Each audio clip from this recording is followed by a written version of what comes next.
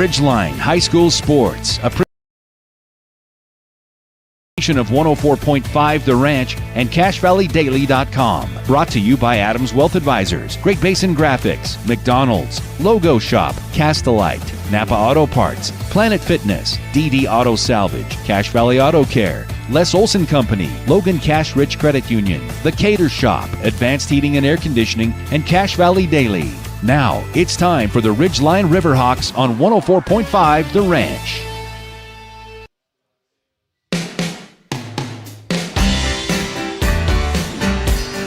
Welcome to a soggy Wednesday evening here at Orem High School. I'm Dave Simmons, joined by the Patriot Nick Zollinger, and we're live at Orem High School, and it's a wet one, Nick. It's been wet most of the day down here south. I haven't been in Logan most of the day today, so I don't even know what it was like up at home. Well, I haven't either. I've been down here with the JV the JV. team. How'd the JV finish up? We ended up winning 34-25. Nice.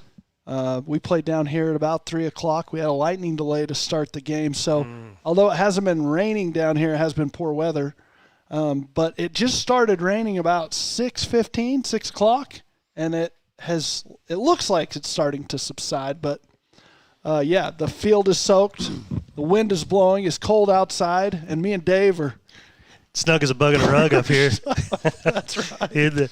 in the old press box, although Susie could go get us an Afghan. You want to get an Afghan? No, some hot chocolate. Oh, maybe she could probably. Maybe some nachos. I think you're the one that owes somebody nachos. That's true. To the tune of about 5 batches of them. Deep into nachos with you. You're up to your eyeballs in nachos. I'm not happy about it. I've been in West Valley this afternoon at Ridgeline Golf playing in the first round of the State 4A Boys Tournament, and you had to be the top 10 as a team, and Ridgeline scraped in on that 10th spot, so they'll be playing tomorrow. Tyler Jackman, I believe, shot a 76. Griffey shot a 77 for the Riverhawks. So they're Griffin Simmons, I guess I should say that. They're on to tomorrow, and hopefully the Ridgeline golf team can put an even better day together tomorrow and maybe climb that ladder a little bit. In other Ridgeline news, the volleyball team, I believe, won regional. Now, I was hoping you knew volleyball because I was going to ask you next about soccer because soccer won 2 nights ago.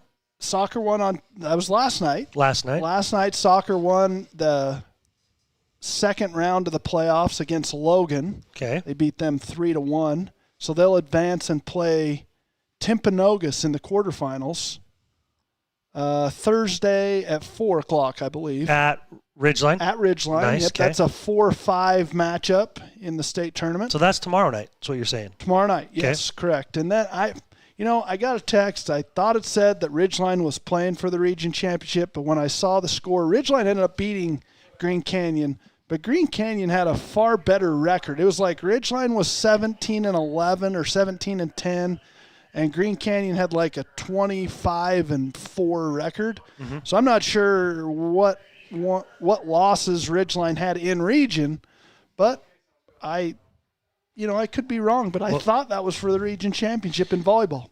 I have I have it right here as far as volleyball standings. If they've got it updated. It had region 7-2. Wow, 3 teams: Green Canyon, Skyview, and Ridgeline. Is the last update Deseret News has is 7-2. So I don't know where they're at. I'm not sure if last night maybe got them to a 3-way tie and a share of the region title, or if.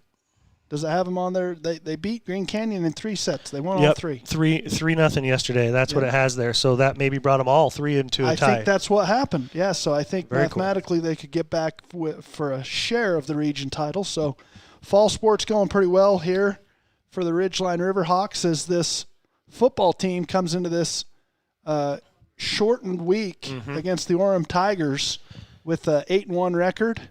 Yeah. Just wrapped up their Region 11 play beating Bear River at home last week. Well, Friday. Yep. Just a few days ago, and now they're down here in Orem. So Orem, as we come into this ball game, they've got a overall 3-6 record, 2-3 in region play. Now Orem's usually one of the powerhouses down here. They are a 4A school in all other sports and activities, but in football they do play at the 5A level. They're 3-6 currently on the season, 2-3 region play. But as you look at who they've played, some of the opponents that they've played and played well are really, really good teams. They beat East by 1. They lost to American Fork by 24-20, so they're right there in that one. lost to Spanish Fork by about 3 touchdowns. And Spanish Fork, if I'm not mistaken, I always when I look at them, I always confuse who I'm thinking Spanish or American Fork. Either way, they've played them both. Let's see, lost to West Jordan, hammered Wasatch. This Timpview Orem game, it was a 20-point win for Timpview. And Timpview's, I think, ranked right up there with everybody else. Yeah, now preseason, Orem was picked to be a competitor, a top-ranked team contender with Timpview for that 5A state championship title, but they had a couple injuries, 2 significant injuries of Roger Selapaga. Okay.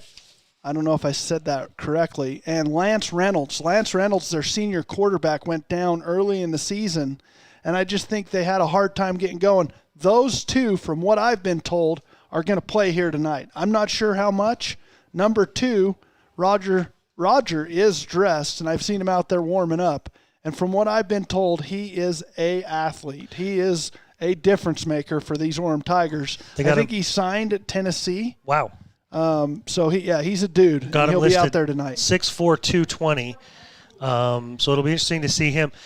Does it surprise you at all that they bring him back for a game like this? Well, I think it doesn't at all, because if you're going into the playoffs, and this Orem Tiger team is probably going to have to play a first-round game with all the losses they've had, and so you got to get them some reps somehow before. You don't want to throw them out in a playoff game after having maybe 4 or 5 weeks off due to injury. Mm-hmm. So, yeah, a few reps here tonight. This is a perfect environment to just kind of get them out there, get their feet wet again, get their bodies used to some contact. And I'm not sure. I think the Salapaga kid had an arm injury. I think he dislocated his elbow, similar to Carson Cox. Okay. And I think that was only a couple weeks ago.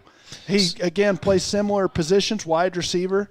And so they're probably just trying to get his legs back underneath him, get him some game reps, some live reps, and then, as far as Reynolds go, if he's 100%, from what I hear, he's an incredible quarterback. And anytime you lose your senior quarterback that's been in the program, that's had all the reps, that is something that is almost impossible at the high school level to overcome, to come back from. Mm-hmm. So just to kind of give you an idea of who they've played, American Fork is ranked number 2 in the state overall. And towards the beginning of the season, it was August 18th. American Fork beat Orem 24-20. So right there, we got in the national anthem. We're going to have to cut out here real quick, folks, and come back for more pregame information in just a moment. DD Auto and Salvage. Pay you the most for junk vehicles. Get rid of your junk vehicles today. Pickup is available. DD Auto and Salvage in Logan. Call 787-1200.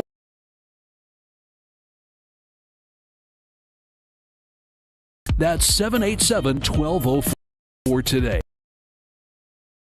Store for details. Your Cache and Box Elder County McDonald's take pride in being part of our community. Your local McDonald's is hiring with flexible hours, tuition reimbursement, and great pay. Start your career today. Apply at careers.mcdonalds.com. McDonald's is an equal opportunity employer committed to a diverse and inclusive workforce.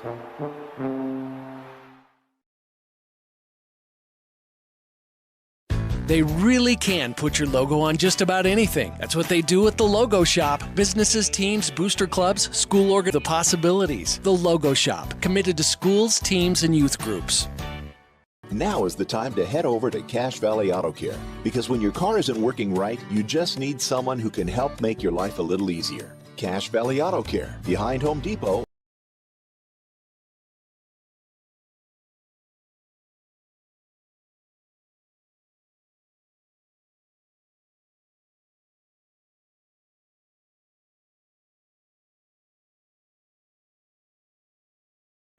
$200 East, 1175 North.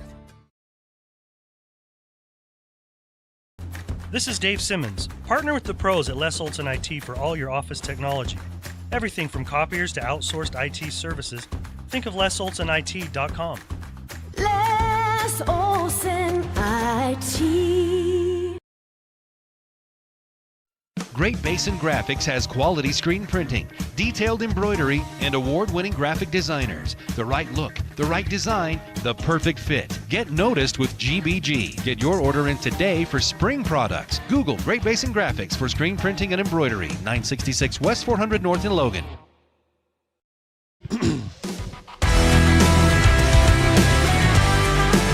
As I mentioned before we went to break for the national anthem, Orem has played some very, very good competition. As far as statewide rankings overall, they've played American Fork and only lost by 4. American Fork's ranked number 2 in the state overall. Timpview is ranked number 5 in the state overall, and Orem lost them by 20.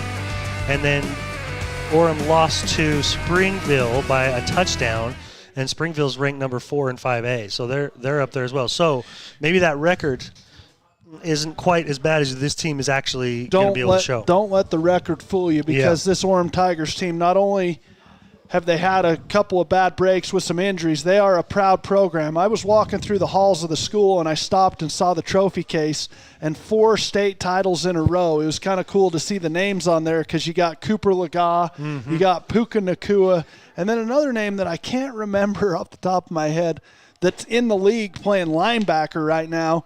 So you got Division I kids that have been through this school for several years and a 4-year run.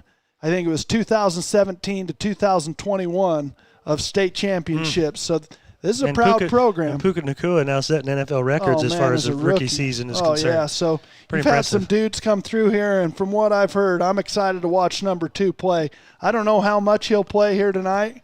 Roger, how would you pronounce it? Saleapaga. Saleapaga. From what I've understood is with the Polynesian names, you just got to make sure you pronounce all the syllables. Every vowel. Every syllable. Or Okay, excuse me, every letter, really. So it's Saleapaga is my best guess. That's probably right on the dot, Dave. I'm excited to see him play. He's going to be a handful out there. And I'm looking at the captains getting ready to walk out to midfield, and it looks like Lance Reynolds, their quarterback, he's got a knee brace on, so it must have been a lower left leg injury for him. And Saleapaga has got the elbow brace on. I want to remind our listeners. You're going to play. Sorry to interrupt you, Nick. But I want to remind our listeners that Adams Wealth Advisors powers your video experience. Remember, folks, if you couldn't make it down here to Orem, or you just didn't want to sit out in the rain tonight, you can watch this ball game on CashValleyDaily.com. And your video experience is powered by Adams Wealth Advisors. They'd like to understand your family, your jobs, your hobbies, and goals to earn your long-term financial trust. I might just call him Raj. You could. I bet his mom and dad do. Raj, get up. Time for school. It might be the easiest way to go for you, Nick. There's actually quite a few of those types of Polynesian names on here that can be a little tricky for guys like that come from the College Ward. Why is it got to be just College Ward guys? I don't know. Pretty much anybody. So the Ridgeline comes into the. I actually was. I'm curious to know who I had scheduled, at least on my little stat sheet, who was going to be playing quarterback, because I did see. I want to say there were 4 different dudes that had played quarterback. Yeah, once the senior quarterback went down, they've kind of tried to figure it out. Yeah, what is that? Quarterback by committee. Yeah. Mm-hmm. We'll see. But, yeah, they had and there were 2 of them that had thrown quite a few passes, too. Now, we don't want to overlook an injury that Ridgeline has sustained. I mean, J.T. White going out earlier in the year against Skyview, and then Jackson Lindsay, who had come in to replace J.T. and had done a pretty darn good job, as he had a couple hundred yards against Mountain Crest and a really good game going against Bear River as well. And then he went down with a wrist injury. He broke his wrist, Dave, but from what I've been told, yeah, it's broken, but they were able to put it back into place, avoid surgery. It's in a cast, and Jackson himself told me he'll be back in 2 weeks. Whoa. With that baby all bubble wrapped up. So, we've talked, whenever we have these Fall Break Wednesday games, we have the same conversation about, do you play it or you don't? Now, if this was 5 or 6 years ago when the RPI didn't exist, I would have been more on the fence. Now that it means more with the RPI as far as your seating is concerned, it feels more worth it. If you talk to Coach, and I think he mentioned it in our postgame last on Friday, did he? I can't remember. But basically, it's nice to be able to play those. You're just making stuff up now? I might be. Sometimes I do. It's nice to be able to play those, because without that game, you're 3 weeks without seeing the field. So with this game, you're more like 2.5. 2.5, and you get you get another rep. And speaking of RPI, when you started the season, you had your eyeball maybe down the road on this game, and you would think from an opponent's winning percentage that this Orem Tigers team would help you in that category. Now they're 3-5, so it's actually going to hurt you a little bit. But nonetheless, opponent's winning percentage, which is also factored into the RPI, with these guys playing such a tough schedule down here in the 5A ranks, that's going to help you. So overall, you come down here, you're able to win this game. You're going to be either a 3 or a 4. You lose this game, you're probably a 4 or a 5, I'm going to guess, but who knows? With First the round would still be a bye. Yep. Byes go all the way down to seed 8. And then do you still get a home game the first one? Yes. Okay. If you're a 5 and 4 wins, then you would be on the road in that next round, the quarterfinal round. So, I mean, it's a big deal. You want to come down here and win this game. It's still going to be impactful for your playoff seeding. Mm-hmm. And then depending on what everybody else does in their last game, because I think most teams, the only team I've heard that's not playing this week is Skyview. Really? I didn't know they weren't playing. Yeah, I don't believe Skyview has a scheduled game, but I think all the other region teams have a game. Well, I could find that for us, too, pretty quick. Yeah, you could. We have about a minute left before kickoff, so let's Nick and I step away for just 1 minute. We'll come back for kickoff. I want to remind you that Great Basin Graphics has custom T-shirts, detailed embroidery, and graphic designs that will get your business noticed. You can always go to greatbasingraphics.com for more information. We'll be right back.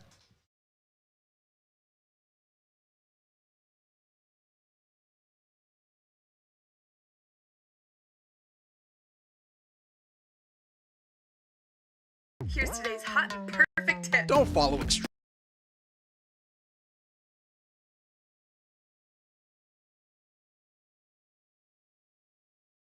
Teens, do your own thing at Planet Fitness. Join now for just $10 a month.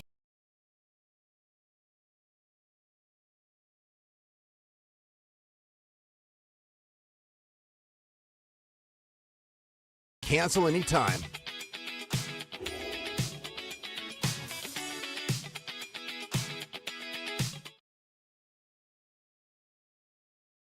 From what's happening in local political elections, to breaking news, to photo galleries and replays of the latest games. If it's happening in our community, it's on CashValleyDaily.com and the Cache Valley Daily app. Local, relevant news on CashValleyDaily.com. Suit up, feel good. Custom tailored clothing for him and her. The Cater Shop, because how you look is the first message you deliver.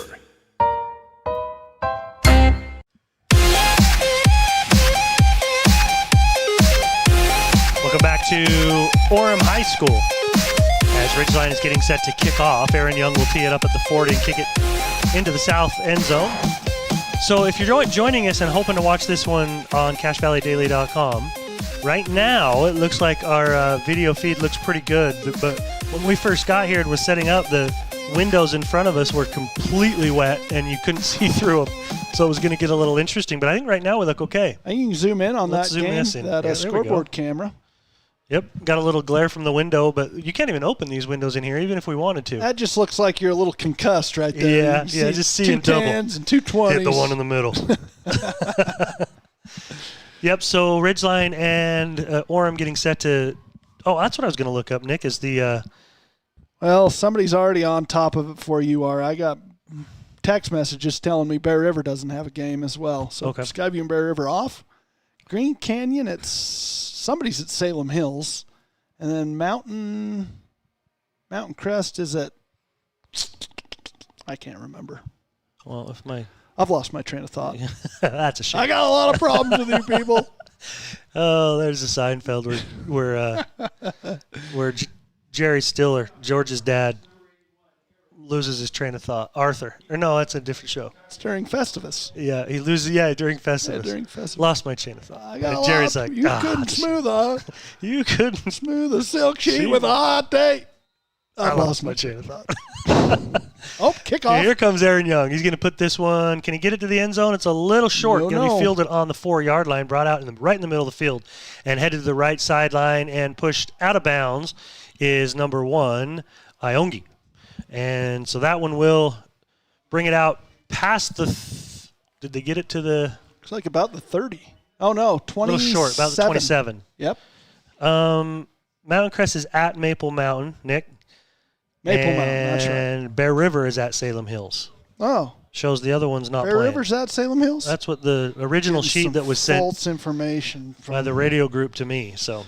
Looks like Green Canyon's got a Canadian team at home, I believe. Is it Raymond by chance? Yeah. All right. They came down a couple years ago. I think they played Ridgeline, didn't they? They played up in the Spectrum. I know that. I don't. Number 5 is Lance Reynolds. He's going to be in quarterback in the shotgun. He's looking left, and he's going to try to go deep over the middle, and he's got his man. Number 2 is Saleapaga, like you mentioned. He's one of their dudes, and he went on just a post route, Nick. Yeah, post route, and gets inside of the coverage from Braxton Perry.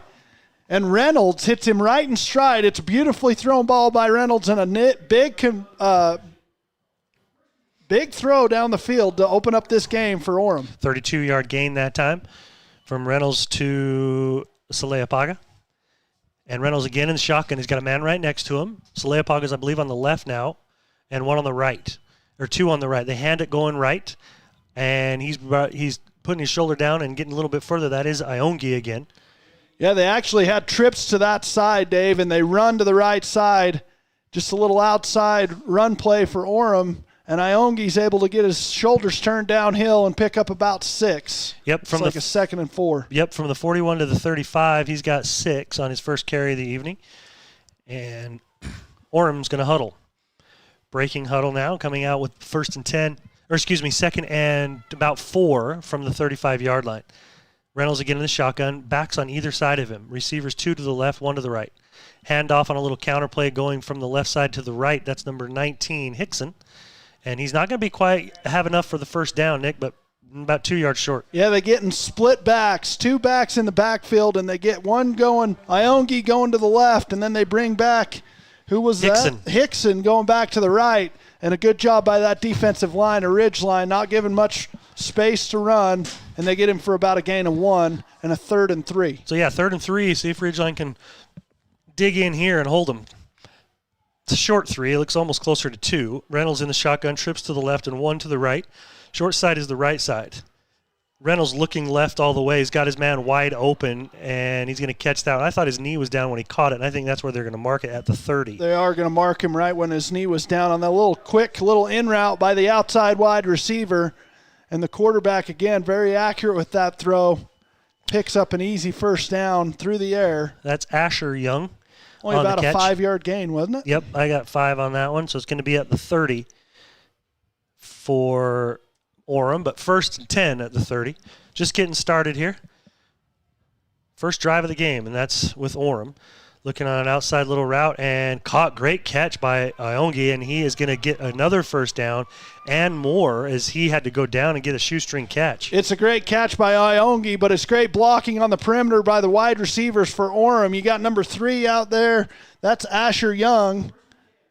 I couldn't pick up the other number. And then, of course, you got Saleapaga out wide as well, picking up those defenders for Ridgeline, and it allows Iongi to kind of get one on his shoelaces and then get out into the open field and pick up another Orem first down, 1st and 10 from the 11. Formation has Reynolds in the shotgun with backs on both sides of him, 2 receivers on the left. They're going to hand it going from the right to the left. They got Hickson again, and he is into the end zone easily. Touchdown, Orem. Yeah, it's split backs again, and instead of crossbuck like it was the last time, they go power lead to the left, and Hickson is almost untouched. He kind of breaks one tackle, and then he scoots into the end zone on that left side of the Orem formation for the first points of this ball game, and a 6-0 lead for the Orem Tigers. They made that look easy, Nick. They did. That was big like hot knife through butter. Over the top to Saleapaga. I'm telling you, those 2 kids are difference makers for this Orem Tigers. So they'll bring on the point after crew. Is that Iongi? Do I see a number 1? Mm-hmm. Yeah, he's doing it all out there for him. He's going to do the point after here. Faliti? Yeah, that's what I would say. Up and that's no good. Good. Oh, it was. So you got the point after, and that's a 7-0 lead with 9:06 remaining in the first quarter. Orem's the first to strike. Adams Wealth Advisory is a financial planning firm that is combined with an investment firm to provide the best possible outcomes for our clients. I always believe if you're intentional with your financial plan, things are going to work out really well for you. Visit adamswealthadvisors.com or call 752-1702 to schedule a time with an advisor today. Good news for all school teachers and students. Logan Cash Rich Credit Union is offering ultra-low interest rates on. Plus, they pay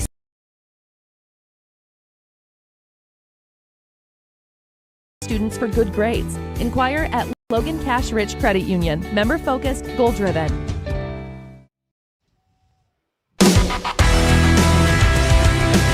Hopefully our commercial breaks are coming through a little clearer on the other end than they are for us here in the booth. Seems pretty choppy. We'll keep reminding you, though, of our sponsors. McDonald's sponsors our player of the game. Work for McDonald's and let McDonald's work for you. They got flexible hours, tuition reimbursement, plus meals and other perks at McDonald's. Iongi's going to kick off for Orem after they were able to go. They started around the 27, something like that. It's an onside, and they got it. Nope. Wow. That's a flag. I think guys were offsides on that. And that was blown dead. That caught Ridgeline off guard there. I'd say it did. Iongi, he is fast, as we've mentioned out in the open field. Looks like he's a very, very shifty, quick running back for this Orem Tigers team, and he moonlights over to the kicking side. Yeah, he does. We'll have to see if he plays defense like too. A rat on a Cheeto. Holy cow! He was all over that. Yeah, he was. He was very. I thought he grabbed that ball at the 50. Right at the 10. Right at the 10 yard line. But somebody must have been offsides when he kicked it. Yeah, I don't know if your kicker's going to recover that one. Why anyone else would be jumping offsides? Just let him go get it. Well, let's see what happens this time. The gig is up. Yep, it is. You're not going to do it again. You can't go to that bag of tricks one again. No, this is a high kick. It's going to be fielded by Cooper Clark and brought out from about the 10, the 15, and he's up into the 35, pushing forward. Not going to quite make the 40, probably around the 38. Pretty good field position, though, by the Ridgeline Riverhawks. And as last week, Coach Cox mentioned, a little bit slow start for the offense. So we'll see with a 7-0 lead here for Orem, how this offense can get started early in the ball game and see if they can provide an answer. So, Nick, are they going to bring Crosby West, or is it going to be? It's going to be Crosby West. More Cooper we're Clark. in empty right now. Right now. They'll go quad out there on the left side. So you got 5 wide receivers in the ball game. Yep, 3 on the left side, 2 on the right. Nobody back there with Nate Dowley. There's the snap. He's looking left.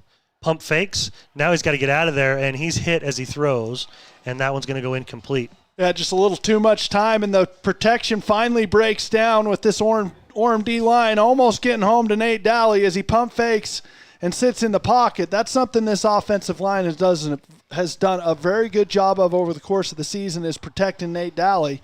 And that there was time. No one open. Just nobody open. You got to credit that as a secondary sack. Yep, coverage sack there. They did a good job back there. Nate again, same formation. This time 3 on the left, 2 on the right. Nate looking right and overthrows his intended receiver. Sam Peterson. And that was Sam Peterson. So 0 for 2 for Nate so far. And this time Orem in a 4-man front decides to blitz their 2 middle linebackers. So they bring 6 on pressure, which means their man out on coverage. And a good job of Nate Dowley getting that out of his hands quick. But over the head of Sam Peterson, and a 3rd and 10 to start this ball game for the Ridgeline offense. They got some beef in there on that defensive line. Oh, yeah. Maake Oppo is listed as 6'5", 340. Where? It's a big old boy. He ain't number out 50. there right now. Number 50. Oh, he ain't that He's big. not 6'5", but he might be. He's a big boy. He is a big Over boy. the middle, they got Graham Livingston at the 40. Makes one guy miss. 2 more come and clean it up. So that's going to be a gain of about 5, but not nearly enough as it was 3rd and 10. Yeah, it's actually only going to be 4, but he bobbles it. And then it just to gather the ball, he slows himself down, makes one guy miss. But the pursuit from the Orem Tigers doing a good job here early, getting this Ridgeline offense off the field in a first attempt 3 and out for the Ridgeline offense. So this defense got to get something figured out. Yeah, early in this ball game for sure. That offense looked really good for Orem. End over end kick going to land at about the 37 and grabbed at the 35-yard line by Braxton Perry. So just the start you want if you're the Orem Tigers. You get the ball on a deferred decision. That was I did notice when the captains were out there, Ridgeline did defer to the second half. And Orem getting the ball first, going right down the field, 68 yards. 27. So it was 63 yards. It's only a net 23-yard punt there. Yeah, not a great punt by Trace Dustin, but. So Orem's going to take over at the 36-yard line. And see what they do here. With Reynolds in the shotgun again. Iongi goes in motion from the left side to the right, joining two more. That'll be three out there. And now a little quick pitch out there for the quick hitter to number 3, and he is down the sideline. That's Asher Young, knocked out of bounds, but not after. He had to get close to 20 on that. Yeah, it's an outside wide receiver screen for Orem as they get that outside wide receiver and bring him in behind his other 2 wide receivers, and then some offensive linemen get downfield, and he just slips between all the defenders for Ridgeline, and he picks up a big gain on first down. So 2 plays on first down go for 30 yards for Orem to Salapega, and now that one 21 to Fisher yards for 21. Oh, Finch. No. That Young. was Asher Young. That was Asher Sorry. Young, yep. Again in the shotgun with empty backfield. They're going to bring a man in motion and hand it to him. So that's Iogi. He is trying to get to the corner and is knocked out of bounds, but he'll get 6 or 7. Oh, and a big block on the edge for the Orem Tigers. That's number 71. He pancaked Hunter Knight, and that's Johnny Prescott. He's a senior offensive lineman. They got him listed at 360, Dave, and he looks every bit of that, and he pounced right on Hunter Knight, and I'm sure he's going to be a little sore tomorrow after that block. I took 4 ibuprofen before this game for those reasons on behalf of Hunter Knight. Got it. Well, 360 pounds barreling down at you. You know what I would do. I'd just lay down. Do. I believe that's Hickson tried to go straight up the middle to get that first down, and he's going to get stuffed. That's a no gain there. After an 8-yard gain by Iongi on first down, a great job by the defensive line, and particularly Case and Dana up front at the nose guard position, holding strong and not giving that inside run anywhere to go, and a 3rd and 2.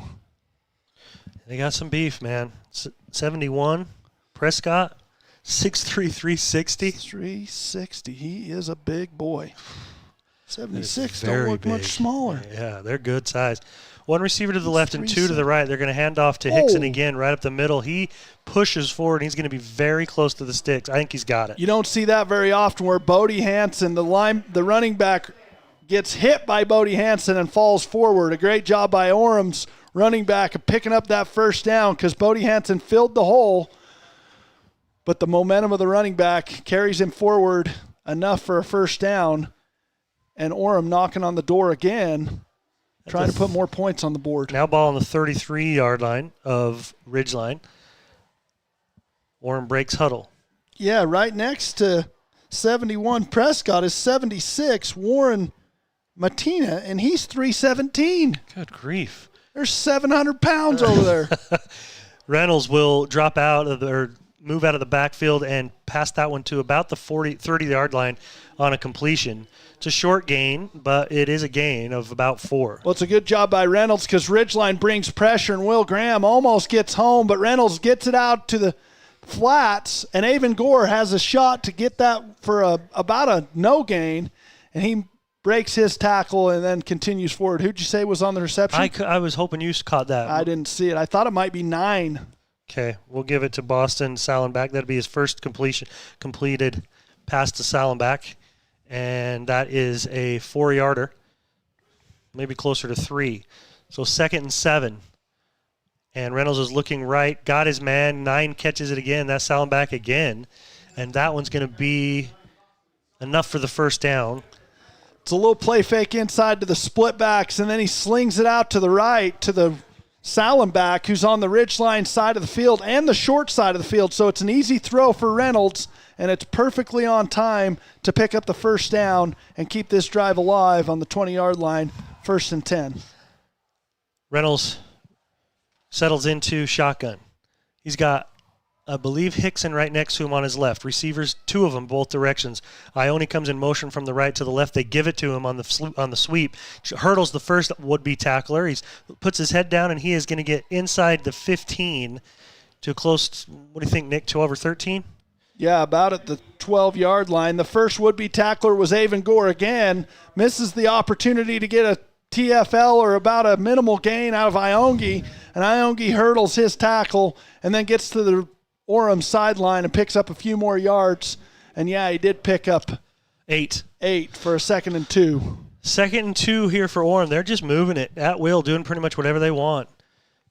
2 receivers to the right side. Hickson right next to Reynolds on his left. 2 receivers on that left side as well as in the short side. He's looking left all the way. He's got Hickson out of the backfield at the 10, the 5. Tries to ram his way into the end zone. They give it to him. Touchdown, Orem. They throw a little swing route out to the back to the near side of the field and right behind Salapega, and it allows him to set up a nice block. And then Hickson drops in underneath those nice blocks from his big wide receiver, and he gets to the pylon, and the second touchdown of this first quarter for the Orem Tigers and a 13-0 lead. This Ridgeline defense better get something figured out because they're just getting gashed right now by this Orem Tigers offense. They absolutely are. It seems like whatever Orem wants to do, whether it's run or pass, they're getting whatever they want. Whatever they want. On the extra point is coming here for Iongi. Hold is down. Kick is up. It's good. So Orem, on their first 2 possessions, scores. It is 14-0 Orem with 4:29 remaining in the first quarter. We'll be right back. AdamsWealthAdvisors.com or call 752-1702 to schedule a time with an advisor today. Good news for all school teachers and students. Logan Cash Rich Credit Union is offering ultra-low interest rates on auto loans and more. Plus, they pay school students for good grades. Inquire at Logan Cash Rich Credit Union. Member-focused, goal-driven. RPMs raise your BPMs. Then get up and go. Go turn some heads. Go turn a wrench. Napa has America's largest network of parts and care, here to keep you firing on all cylinders.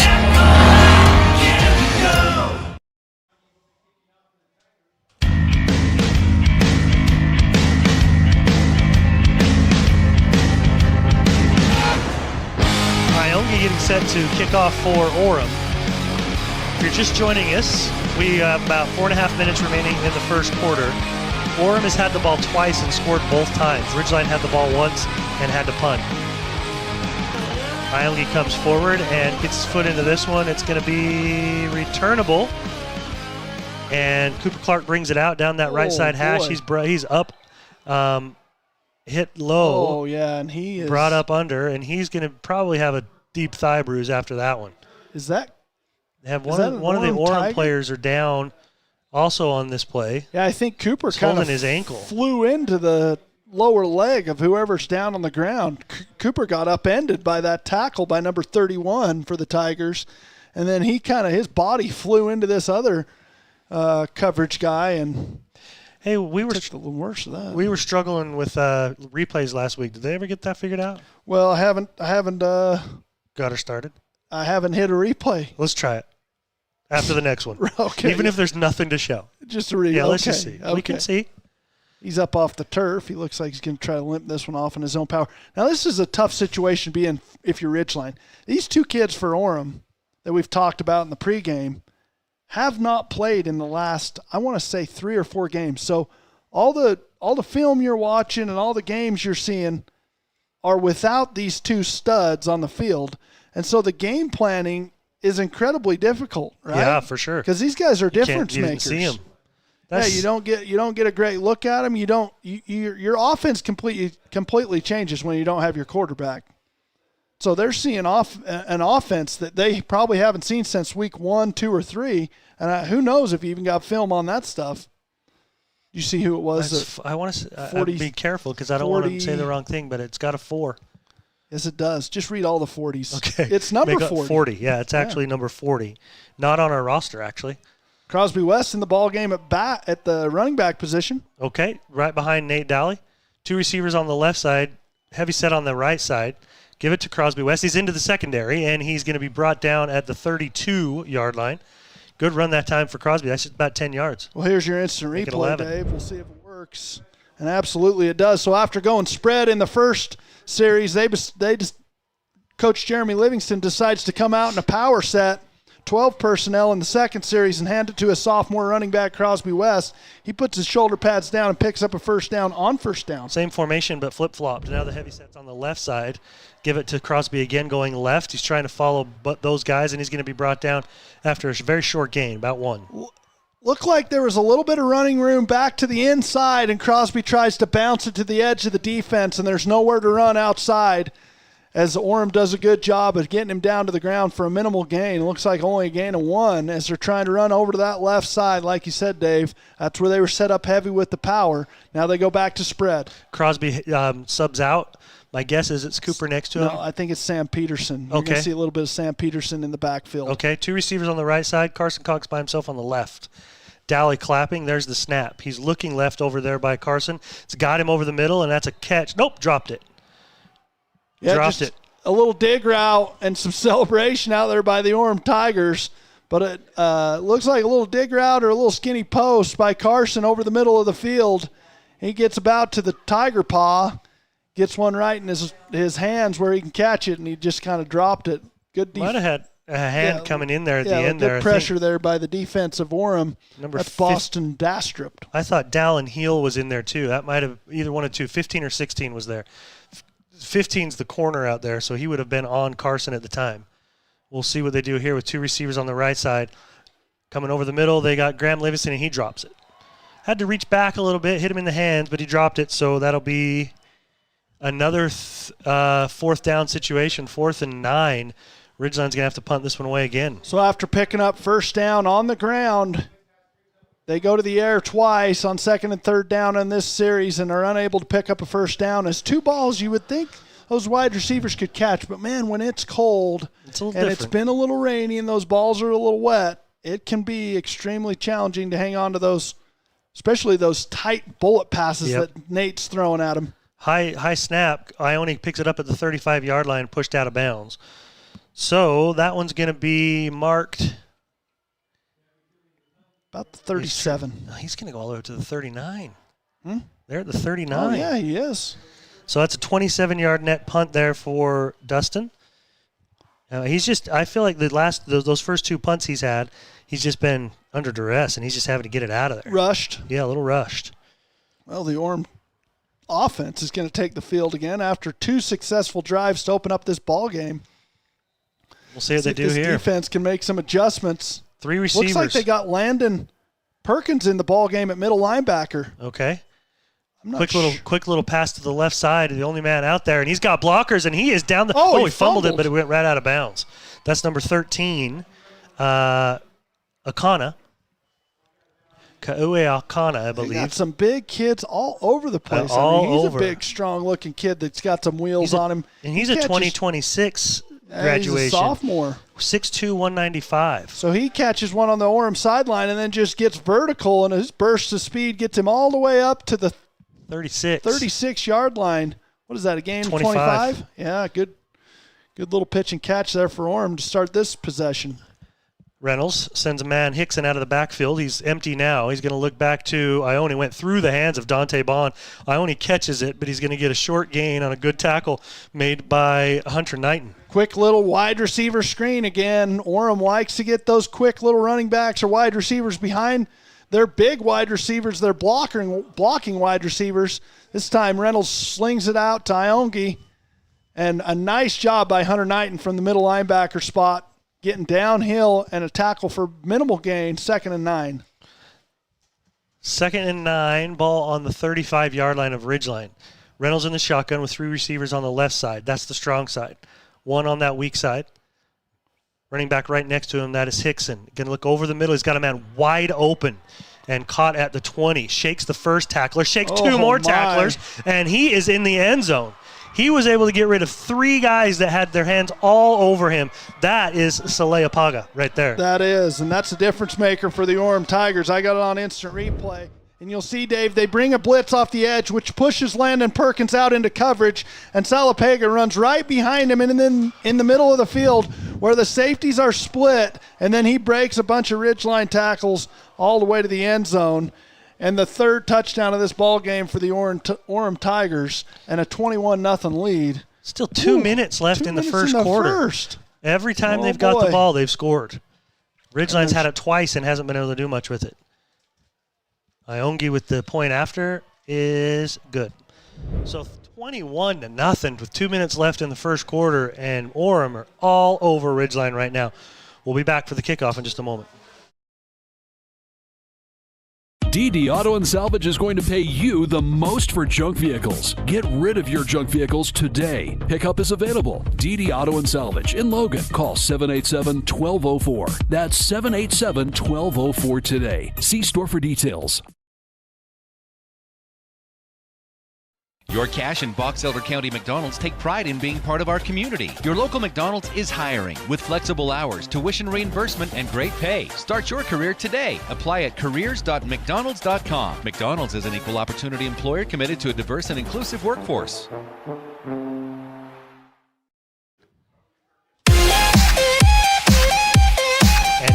we're just looking back because this Orem team does not look like the record that they have. I don't see any passing yards for Reynolds in their third ball game. Yeah, I think he got hurt in the second. And Saleha Paga had only one rushing carry in that ball game. Didn't even have a reception. Oh, he had 6 for 131 yards. So let's go to the next one as Iongi is about ready to kick off for Orem, leading 21-0. Kick is going to be fielded this time by that's number 15 back there, Woodland. And he's bringing it back from the middle to the middle of the field from the right side, pushing forward, and he's going to be brought down at the 28-yard line. So let's see, in their game against West Jordan, the West Jordan got him by 6. And you see Engelman was the quarterback there. Saleha Paga was in that one. And Engelman was the quarterback. So did you think Reynolds or Saleha Paga also went out sometime this? I think his injury was just 2 weeks ago. Okay, yeah, because he was playing in this one too. So maybe they've had him most of the season, but they have not had Reynolds, and he's a difference maker quarterback. Speaking of quarterback, Dowley's in the shotgun, fakes the handoff to West. They go right side, and it's picked up and caught by Crew Jones. But that ball was thrown low. Crew had to go low, and I think he put part of his body down, that they called him down at the 32. Yeah, it looks like it. A little play action to the right, and then Dowley bootlegs out to his left, and he's got his big tight end out in the flats, and he's open. He just kind of underthrows him a little bit. Crew Jones his knee hits the turf, and it's a 4-yard gain. So maybe 5. Second and, about 6. Ball on the 32-yard line. Quick pass to the left side. See if you can catch the number on that Sam one. Peterson. Sam, okay. Yeah, again, a little play action inside to Crosby West, and then Nate Dowley gets Sam Peterson, his little wide receiver, out in the flats again for a first down pickup. 10 yards. Moves the chain. That was about a 6-yard gain. Yes, because it was from the 30. I think it was from the 36. Yeah, they were about 42. Yep. So 6 yards on that one to Peterson. Dowley looking that way again. This time it's Carson Cox. And he's got the completion again. Yeah, just a quick little hitch route on the ridgeline, the short side of the field, the ridgeline side of the field for Nate Dowley and Carson Cox. It's an easy pitch and catch and about a 6-yard gain for a 2nd and 4. So he's made a couple completions here to start this drive, 3 of them actually in a row. Dowley again in the shotgun, fakes the handoff over the middle. He had Peterson, but he was behind him just a hair. So that one's incomplete. Again, a quick little handoff, play fake to the inside to Crosby West, and Sam Peterson running a little seam route. Nate Dowley throws it a little bit behind him, and it falls incomplete for a 3rd and 4. You know, there's a couple of kids. Hunter Knighton's not in the game right now. I'm wondering why. Charlie Booth's not in the game defensively. I'm wondering why. I'm wondering what's going on with if we've had some injuries or what's going on. But we'll kind of keep our eye on some of the personnel that's being used on offense and defense. Dowley in the shotgun. West right next to him. 2 receivers to both directions. This one underthrown just a little bit as he was his intended target was Carson Cox. Boy, I'll tell you what, this Orem defense loves to play man behind their 6 pressure guys, and this time they bring 6 again, and they get up in the face of Dowley, and they force him to get that ball out of his hand earlier than he wanted to. Had he been able to hold on to that just a second longer, the timing of that comeback route with Carson Cox would have been better and probably for a completion, but he has to rush his throw, and it falls incomplete for a 4th and 4 from the 46, and they're going to go for it. Yeah, it looks 47. like they're going to go for it. They got a blocker on the right side behind the tight end. Crosby West right behind Dowley. They're going to fake it there, and now Dowley's got to try to find somebody over the middle, and he is hit, and it's incomplete.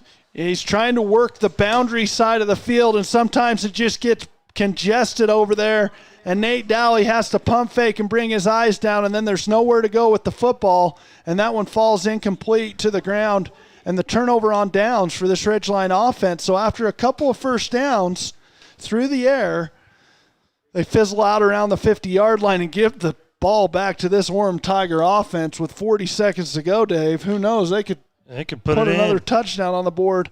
And we're still in the first. And we're still in the first quarter with a 21-0 lead for Orem.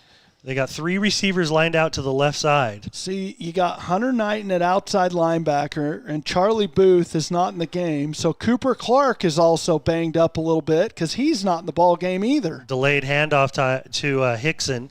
He spins and falls forward for about a 6 or 7 yard gain. You know, I wonder if that hit on that kickoff return really took something out of Cooper, and they're just trying to be cautious with some of these players. Charlie Booth, I'm not sure if I've seen him in the game at all. I just noticed in that second series, it actually might have been the third offensive series for Orem Tigers and defense for the Riverhawks. Landon Perkins was at middle.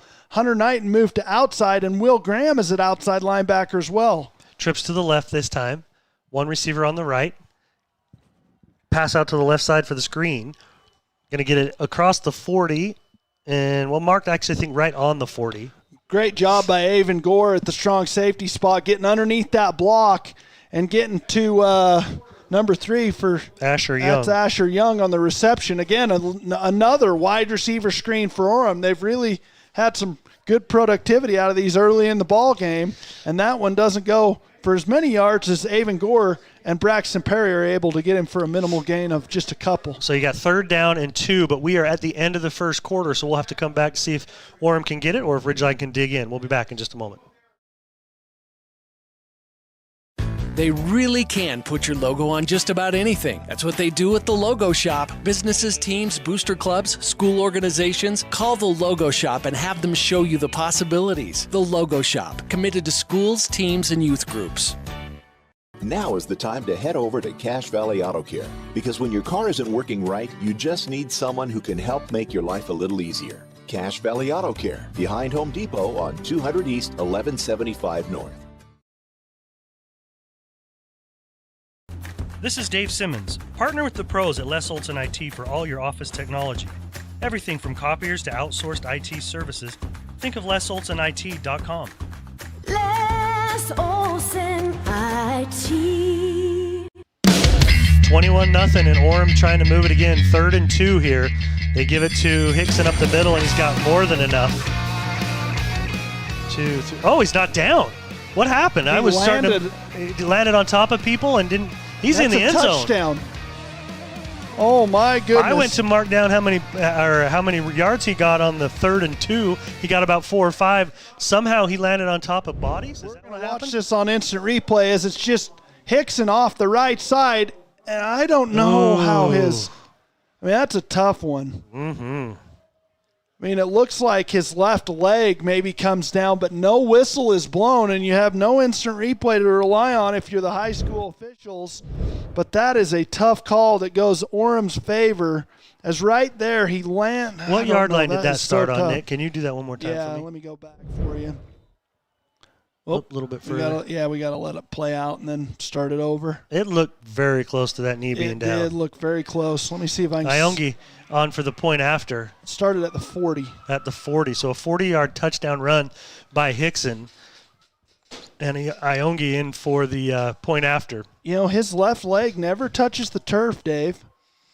Well, the refs didn't see it touch either and let it go for pay dirt. And his right leg definitely never touches the turf. As his cleats on the ground right there, he lands on Will Graham.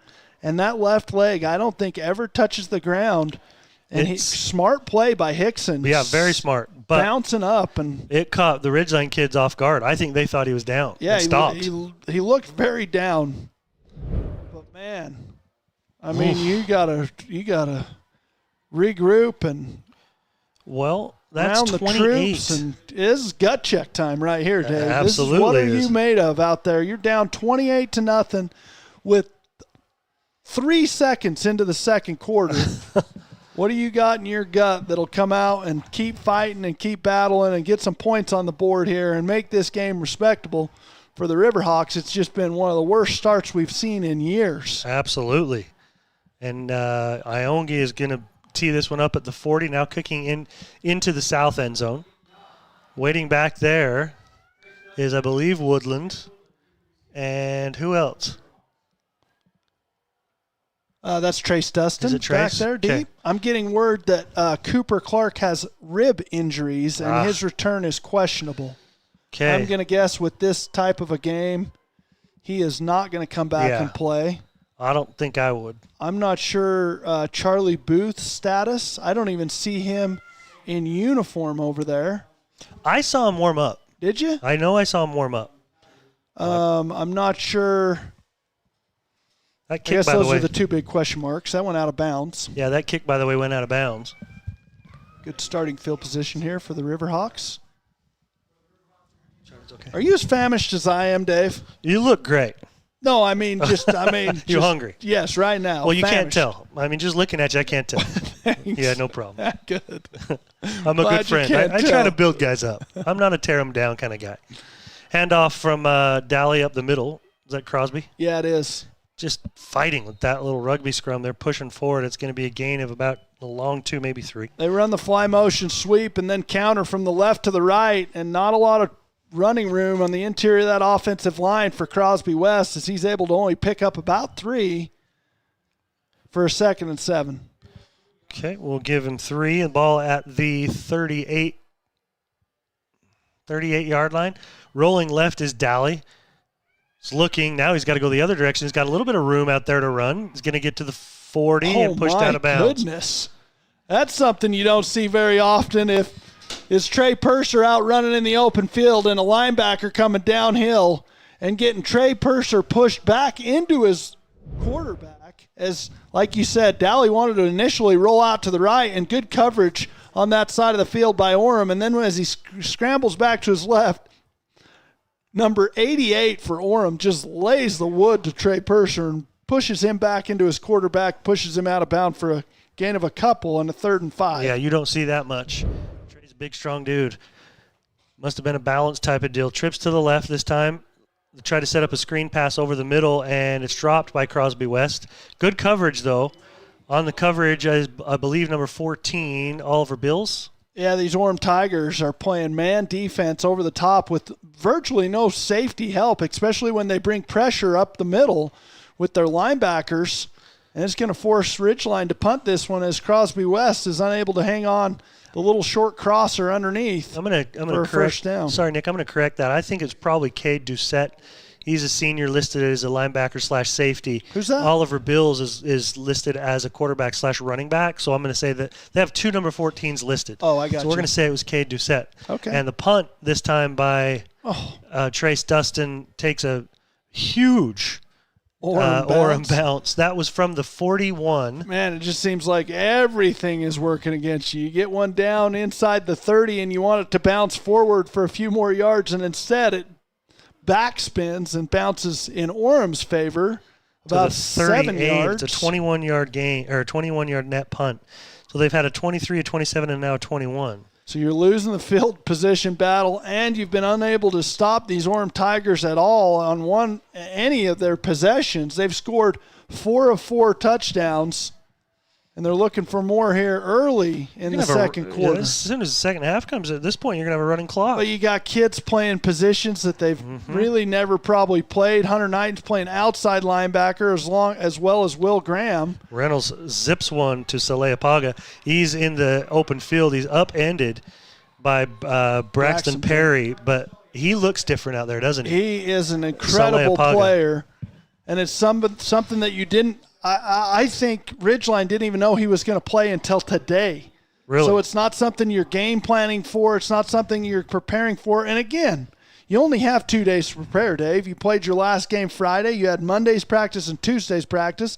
So did Orem. But, I mean, when you got difference makers like that, when you got D1 kids out on the field like Saleapaga, that is incredibly difficult challenge to slow him down, and he is rolling here tonight. He really is. They've already thrown for 193 yards, and we have most of the second quarter left.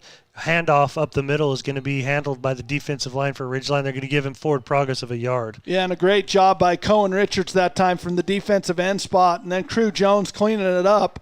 But Cohen Richards stops him in his track about 1 yard down the field, and then here comes Crew Jones, the other defensive end. I'm sure Case and Dana had a little bit to do with that as well. But a 2nd and 9, see if this Ridgeline defense can find a way to get a stop here. They're going to split 2 receivers out to the right side, one over there on the left. Saleapaga, I believe, is in the slot. They're going to bring Iongi right. He's following guys, and he's going to be brought down on a good open field tackle made by Aiden Anderson. You get these big offensive linemen. That's number 2, Misi Pody. How big's that kid? He was out He's in front. 260. So you get these big offensive linemen pulling. This is a pin and pull scheme that you'll see Ridgeline run as well with their offense.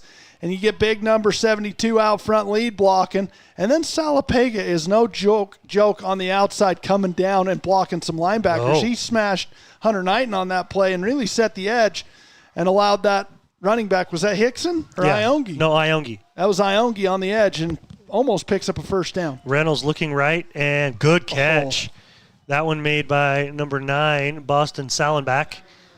I mean, right now you got Orem making plays and Ridgeline isn't. That receiver, that catch was as hard as any that you've seen thrown to the Ridgeline receivers, and number 9 there for Orem goes down to the turf and picks it up. 6 yards. Keeps this drive alive, picks up the 3rd down conversion. 1, 2, they got 5 different players with catches. 6 different players with catches so far for that's Orem. a false start. Got all sorts of movement down there, and it's going to be blown dead. And Reynolds has got 199 yards unofficially right now in the air. Look what I got brought up to me, Dave. Oh, what a gal. Nachos. Hold on, now you're down 6. I'm going to punish those things at the commercial break. Not on the microphone. The commercial break. All right, I will mute you again. Don't think I won't mute you. No, you will. Oh, that's funny. I am very hungry. He's famished, and so that's why we got our staff up here today. Trips to the left, 1 to the right. Reynolds looking left, now coming looking right. He's got his man. Salenbach was the man intended for, and coming over from the safety position that was ready to make the play is Trace Dustin, but it was underthrown. Yeah, looking for the post over the top. A little bit underthrown by Reynolds. What do you got?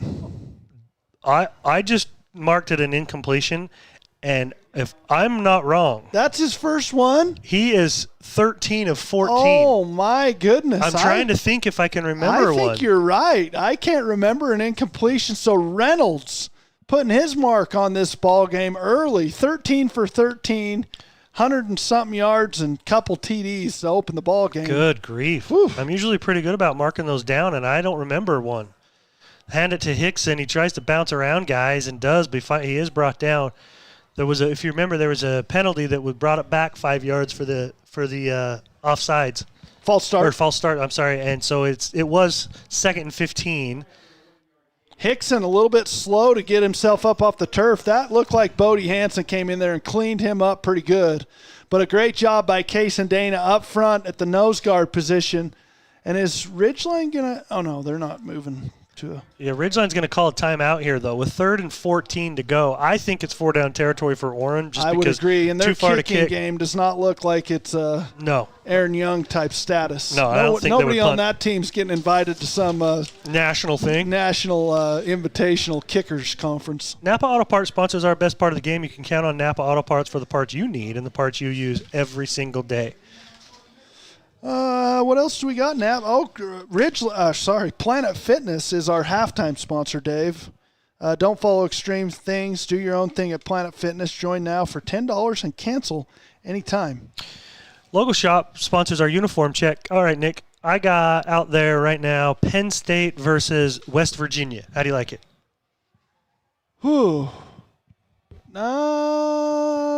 Orem is blue and orange. That's blue and yellow. Yellow.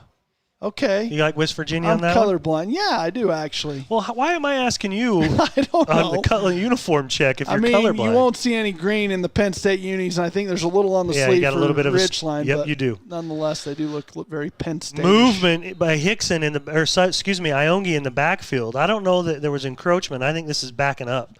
It was 3rd and 14, and now we're going to get back to 3rd and 19. 3rd and 19, and it looks like Ridgeline has elected to put 4 defensive linemen in the ball game and play a 4-3 defense, which I haven't seen out of this Ridgeline defense for a long time. You'll see a 5-man front occasionally, but a 4-man front with Trey Persher, Case and Dana, Cohen Richards, and Crew Jones in at the defensive line. Reynolds, they're setting up a screenplay, and it's all sorts of open. Iongi at the 15, the 20. He beats everybody. He's at the 10, the 5, touchdown, Orem.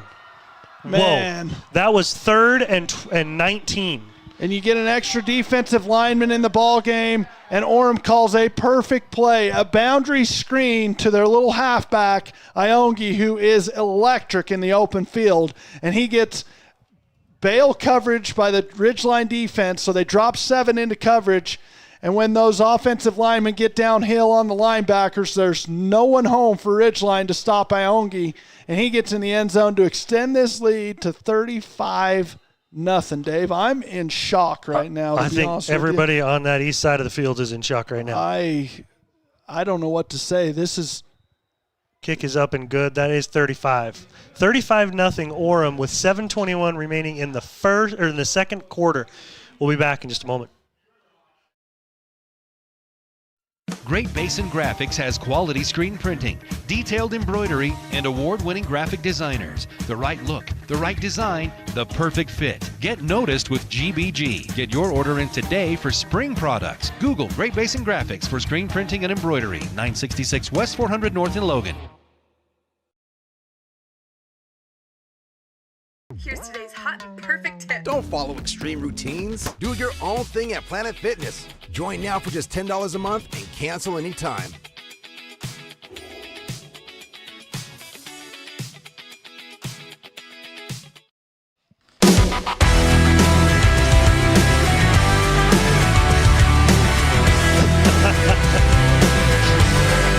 What have we done? You muted yourself. What? Oh, I couldn't hear. We accidentally hit that one. I was trying to mute it. The Nachos made an appearance there at the break. I can't listen to that. Fielded this time by Woodland on the 11. Bobbled it. Now he's having to scramble to get out of there. He does make it out to the 26 or 7-yard line. And Ridgeline's going to take over with 7:14 remaining in the second quarter, but down 35-0. Oof. This Orem offense is just... I had somebody ask me today if it's going to be good, and I said, well, Orem doesn't have as good of a record as they've had in the past, but they've played some tough teams. My guess is this is going to be a good ball game, and little did I know that Orem was bringing back Saliapaga, and this is a really good Reynolds, team. An incredible team on this Orem side, and on the other side, Ridgeline is dealing with some injuries of their own. Yeah. Nate Dowley down the right sidelines got their man. That is Graham Livingston, and that's caught, and he makes a couple more yards after the catch. Looks like he just ran a little wheel route. I got it on instant replay here for you, Dave. He is in the Where is Graham? Where's Graham line up? He's in the second receiver. He's in the slot receiver spot, and he does. He just runs. It's just a little post wheel concept. Jeremy Livingston draws one up and gets a big gain on first down. Gets one down the field to Graham Livingston. 28 yards that time. This offense needs an answer right now. They absolutely do. Dally dropping back, looking to the right side. This time he's got Crosby West, and he's going to get about 6. He runs a little arrow route to the Ridgeline side of the field. That's the boundary side, and Nate Dally finds him in stride for about a 7-yard gain. No, about a 6-yard gain. Sorry, second and 4. So Crosby West with his first catch of the ball game for 6 yards, and Nate Dally is 6 of 7. Nope, I'm sorry, 6 of 13 on the evening. Dally's got 2 receivers on the left side, just one on the right now.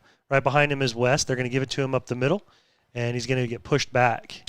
Yeah, it's probably a no gain. Nowhere to go there for Crosby West on that left side of the offensive formation. Great job by the big guys up front, and they are big for Orem. They really are. That is a stout-looking defensive line right there. Calvin Gardner looks bigger than he's even listed at. Listed at 240, and he's every bit of that. Nate Dally drops it, and he couldn't get it up pick it up cleanly enough to grab the seams and make the throw. Look who's all over him. Big number 2, Saliapaga. Yeah, playing both sides of the ball there, and they bring him on a linebacker blitz that time, and he gets up in the face of Nate Dally before he's able to pick up that fumbled snap, and he just flips it out to the right. Luckily, someone in the area and no intentional grounding, but a 4th and 4 here for this offense. They're going to run 3 receivers out to the left side. The ball is on the 39, so they're in what they feel is a 4-down territory situation, and Dally is going to fake a handoff and then go up to Hunter Knight. He's got the catch. He spins out of the first tackler. Makes the second guy miss. What a move. He's at the 10, the 5, into the end zone. Touchdown, Ridgeline. What a great play by Hunter Knight, and a nice little play design by Jeremy Livingston. As he fakes the little bubble screen, he gets an orbit motion by Graham Livingston. So he motions into the backfield, and then before he gets quite to the quarterback, he turns around and runs a little bubble screen. Here, I got it on instant replay. An orbit motion? Is that what you just said? Yeah, that's what that motion behind the quarterback's referred to as an orbit motion. And then he pumps the little bubble screen, and he gets Hunter Knighton on a wheel route down the Orem sideline, and then it's all Hunter Knighton after that as he goes up and makes a great catch and some nice moves in the open field to get the first points on the board for the Ridgeline offense, and it's 35-7. Well, that's a little better. Point after by Aaron Young was good. So Ridgeline down, as you said, 35-7. 5:44 remaining in the second quarter. We'll be right back. From what's happening in local political elections, to breaking news, to photo galleries and replays of the latest games. If it's happening in our community, it's on CashValleyDaily.com and the Cache Valley Daily app. Local, relevant news on CashValleyDaily.com. Suit up, feel good. Custom tailored clothing for him and her. The Cater Shop, because how you look is the first message you deliver.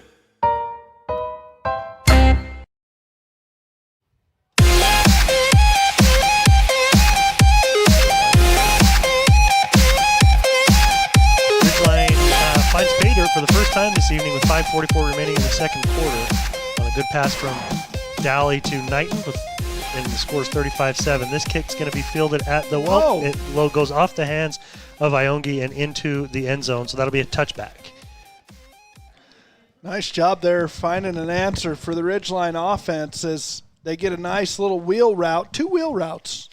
One by Graham Livingston to get the drive started down the Ridgeline sideline, and then a nice 4th down conversion. I mean, it wasn't really a wheel route. Hunter Knighton is looking like he's going out to block for his wide receiver Graham Livingston came out of the backfield on kind of a bubble screen. And then he just continues up the sideline. And that man defense, they get the defenders back to the quarterback. And it's just kind of an easy back shoulder throw and Hunter for did the Hunter rest. Knighton. And then he breaks some tackles and made some nice moves to get into the end zone. So they're going to probably, I mean, it's going to have to be through the air as that big, stout defensive line for Orem is tough up front. Different quarterback in there now, if I'm not mistaken. I see number 11 as the quarterback. And I'm sure this that is who is was backing up Hansel for him. Fotu. Because I even think Ingeman has gotten a little bit banged up as he came in to back up originally for Reynolds. I'm sure trying to protect Reynolds as he's fresh off an injury and just get him a few reps. And this has played out exactly how you want it to play out if you're Orem. Get your dude some reps, get a big lead, and then rest everybody. Mm-hmm. I mean, you're not taking your foot off the gas pedal yet by no means, but they've taken Reynolds out of this ball game for the time being. Yeah, it's a penalty on this first play was a hold, so it's going to back it up to the 10-yard line. So 1st and 10 now for Orem. It was a sweep play to the right that got a couple yards, but they're backed up now to the 10 in the shotgun. And looking downfield over the top is caught. Oh, my goodness. That's a good catch out there by Asher Young. That is a great catch. And Hansel Fotu gets the first completion for him. It's Braxton Perry out there on coverage, and Asher Young's probably got him by a good 6-7 inches as he goes 6'4" out on the edge. So you got Salapega at 6'4" and Asher Young at 6'4". Two big wide receivers out there, and it's a 26-yard. Hansel Fotu just throws it up to him for the 26-yard gain and the new set of downs for Orem. And Orem will settle into the shotgun again. This time he's got a back right next to him and then one deeper behind him. Hansel Fotu does. He's going to fake the pitch and then hand up the middle to Hickson. And Ridgeline wasn't too fooled on that one. It's going to go for about 2. Yeah, not a lot of space up front for Hickson to operate. He's a little bit of a little shifty guy. You get him out in the open field, he can make some people miss. But on that interior, that defensive line, Case and Dana, Trey Purser, and Crew Jones up front doing a great job of holding their ground in a 2nd and 8. Picked up 2. Mac Hickson has 2 touchdowns this evening. If you remember the 40-yarder that everybody thought he was down and he wasn't, and then he made a bunch of guys miss on the 11-yard run. Hansel Fotu again in the shotgun. Going to get it out on the screen to Iongi, and he is going to get only about 2. Good pursuit that time by the Ridgeline defense. This Orem offense just loves the running back and wide receiver screens, and they've just flipped this out to Iongi in the flats, kind of on a swing route, and those wide receivers on the edges are just blocking in space, and a nice job by Avon Gore getting off the block and getting upfield to get to Iongi before he gets too far downfield, and only a pickup of 2. I think it's 3rd and 6. They marked it at the 39. It's only a pickup of 1. Yeah, good defense out there by Ridgeline. Iongi goes in motion out to the left. Pump fake. Now over the middle, they got their man. That is Saliapaga. Makes the first guy miss, spins, and he's brought down. But he does have a first down up to the 49-yard line, 10 yards. They motion Iongi out of the backfield again to give the same kind of look. So they're going to fake the bubble screen this time. And then Saliapaga just releases to the middle of the field where that's kind of been vacated by those middle linebackers. And he picks up a first down through the air. About his, 6th, 7th catch of the ball game? I got him with... Maybe he's only had 4. I got him with 4. 4 catches. Started the game off with a big one, 30-yarder. He's got 94 yards, yeah. 1st and 10. This time, quick little pass out to the right side of the screen to Salenbach. He's going to get close to the first down. Nope, he's going to get about 7 before he's knocked out of bounds. It's another wide receiver screen to the boundary, and this time the running back and the right tackle for Orem are out in space blocking the two defenders of that side for Ridgeline, and it's just a quick little hitter, an accurate throw, and a 7-yard pickup on first down for the Orem offense. And they, like you said, Dave, they're getting anything they want here tonight, run or pass. 2nd and 3. Now it's on the Ridgeline side of the field on the 44-yard line. And rolling left is Hansel Fotu, and then they throw back to the right. Got their man, and he's going to be lowering his shoulder and just pounding his way forward. That's Hickson. Did they throw this or just kind of hand it off like a draw? I glanced down. Almost looked like a draw to Hickson. They make some pass action out to the left. They get motion to the left. Yeah, and it's just kind of a really delayed draw as Hickson drops back in the backfield, and then it's handed off by his quarterback. And there's a lot of space in that interior of that defensive line as the pass rushers had worked up the edges and just kind of got out of the play, ran out of the play basically, and Hickson gets a first down on the ground. Yeah, that's a 17-yard gain that time for Hickson. Dropping back is Hansel Fotu. He's going to go left side. He's got his man open. Touchdown, Orem. What a catch. It's kind of a back shoulder throw. Yeah, and it's kind of what they call a stem corner, where you're kind of just stemming to the inside. You're pushing that defender to the inside and making him believe you're going to run kind of a post. And then you get vertical, and as soon as he gets to the inside, you break back to the sideline on kind of a corner out, and it's a nicely thrown ball. And I got to admit, this quarterback coming in for Reynolds, he doesn't look like any slouch here. He can throw the ball down the field. As number 11 hooks up with Asher Young, Hansel Fotu with the nice throw and 42 point. I thought it was blocked, but it's not. It's good. 42 points on the board for this Orem offense in the first half with 2 minutes to go here. Just all over the Ridgeline Riverhawks. Sixth touchdown of the evening so far, 42-7. Let's go to break, Nick. Adams Wealth Advisory is a financial planning firm that is combined with an investment firm to provide the best possible outcomes for our clients. I always believe if you're intentional with your financial plan, things are going to work out really well for you. Visit adamswealthadvisors.com or call 752-1702 to schedule a time with an advisor today. Good news for all school teachers and students. Logan Cash Rich Credit Union is offering ultra-low interest rates on auto loans and more. Plus, they pay school students for good grades. Inquire at Logan Cash Rich Credit Union. Member-focused, goal-driven.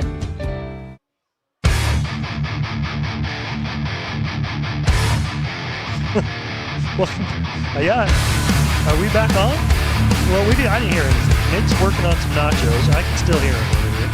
I don't know how that's working. As Iogi will kick this one off and put it into, it's going to drop at the 12, has to be grabbed by Woodland there. And he is going to be up to about the 26-yard line. Go ahead. Am I back on? Yeah, you're back on. Good. I don't know why I was hearing you even when I had it on mute. I don't know, but I like it. Working on those nachos. Man, this has been a rough start, to say the least, for the Ridgeline Riverhawks as they find themselves down 42-7. I'd have never thought coming into this game that we'd be in this situation, Dave. Me either. Especially not even halfway through the game. Bunch of kids got to dig deep down there, over there on that Ridgeline sideline, show everybody what they're made of here, and put another touchdown on the board. Daly in the shotgun, hands off to Crosby West. He's going right up the middle and pushed backwards after a gain of 2. See how he kind of runs a little high at contact? A little higher. Yeah, he kind of gets those shoulder pads over the defenders, and then when he makes contact with that linebacker, he's getting pushed back instead of falling forward like you'd like to see your running back do. And Crosby West, with the minimal pickup of only 2 yards, is a good job by the linebacking core for Orem, stopping him for a small gain. 2nd and 8, ball on the 29-yard line. Daly in the shotgun. Crosby West right behind him. 2 receivers on the right side. Crew Jones goes in motion to that right side. Tried to give a little space for Crosby West, and I think he dropped it. Hands. They did. I don't know if they're going to call him down. I think they are. They're going to call him down, but number 31 for Orem did a great job of filling the hole. That's Caleb Dean, and then ripping that ball out of Crosby West's hands, and that is a lucky break for the Ridgeline Riverhawks. Does that look like a fumble to me, Dave? I couldn't quite see with all the guys in there, so you probably saw that better than me. But it's got 3rd and 6 now. Ball on the 31-yard line. Yep. And, I think Ridgeline's going to keep this one run it again on the ground and hang on to it. 2 to the left this time, just 1 receiver on the right side. Crew Jones in there is blocking tight end on the left. Oh. Little quick slant to Carson Cox. He catches it and drives forward. That is a first down. It will be marked at the 39-yard line. So that's a 8-yard gain on the first reception for Carson. Nope, second reception for Cars. So he's got a 6-yarder and now an 8-yarder. And 20 seconds remaining in the half, and that's probably going to do it. Yep. They don't look – well, maybe they're going to break huddle, see if they can get one more off here. Right. Daly in the shotgun. Throw one over 10 the seconds. Top. Maybe they got some razzle-dazzle. I don't know. Going to get it off? Or they 5 seconds. They're going to let it go. Get to the end of the half. lick some wounds and see if they can regroup. That's for sure. See if they can make some adjustments here at the half, because Ridgeline is getting throttled right now by Orem, 42-7 at the half. We'll be back in just a moment. If RPMs raise your BPMs, then get up and go. Go turn some heads. Go turn a wrench. Napa has America's largest network of parts and care, here to keep you firing on all cylinders.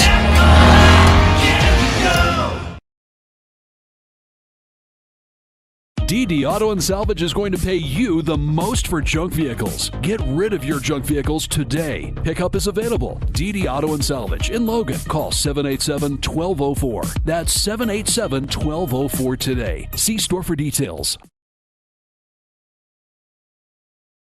Your Cache and Box Elder County McDonald's take pride in being part of our community. Your local McDonald's is hiring with flexible hours, tuition reimbursement, and great pay. Start your career today. Apply at careers.mcdonalds.com. McDonald's is an equal opportunity employer committed to a diverse and inclusive workforce.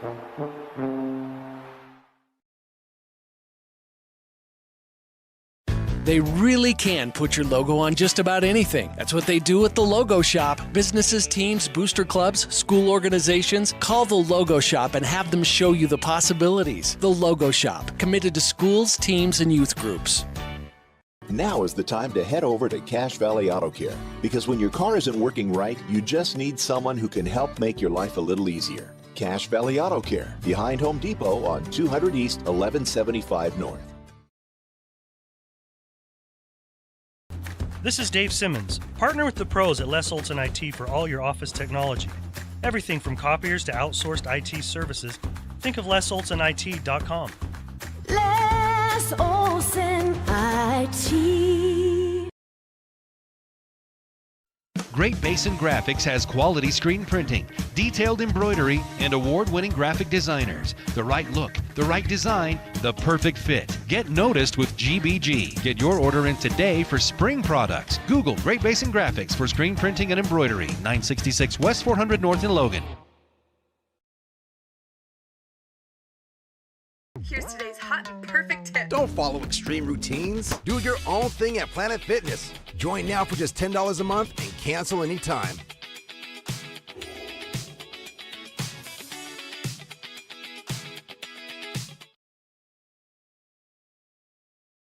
From what's happening in local political elections, to breaking news, to photo galleries and replays of the latest games. If it's happening in our community, it's on CacheValleyDaily.com and the Cache Valley Daily app.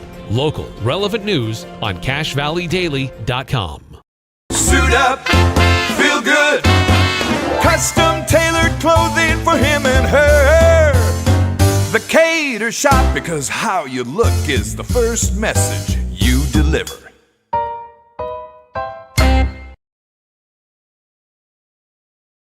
Adams Wealth Advisory is a financial planning firm that is combined with an investment firm to provide the best possible outcomes for our clients. I always believe if you're intentional with your financial plan, things are going to work out really well for you. Visit AdamsWealthAdvisors.com or call 752-1702 to schedule a time with an advisor today. Good news for all school teachers and students. Logan Cash Rich Credit Union is offering ultra-low interest rates on auto loans and more.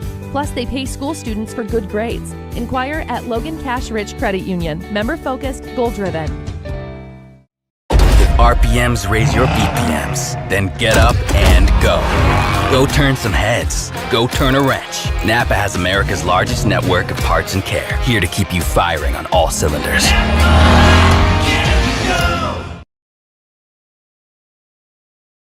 DD Auto and Salvage is going to pay you the most for junk vehicles. Get rid of your junk vehicles today. Pickup is available. DD Auto and Salvage in Logan. Call 787-1204. That's 787-1204 today. See store for details. Your Cache and Box Elder County McDonald's take pride in being part of our community. Your local McDonald's is hiring with flexible hours, tuition reimbursement, and great pay. Start your career today. Apply at careers.mcdonalds.com. McDonald's is an equal opportunity employer committed to a diverse and inclusive workforce. Time sponsor. Welcome back to Orem High School, Ridgeline, and Orem at the half. Wait a minute. What?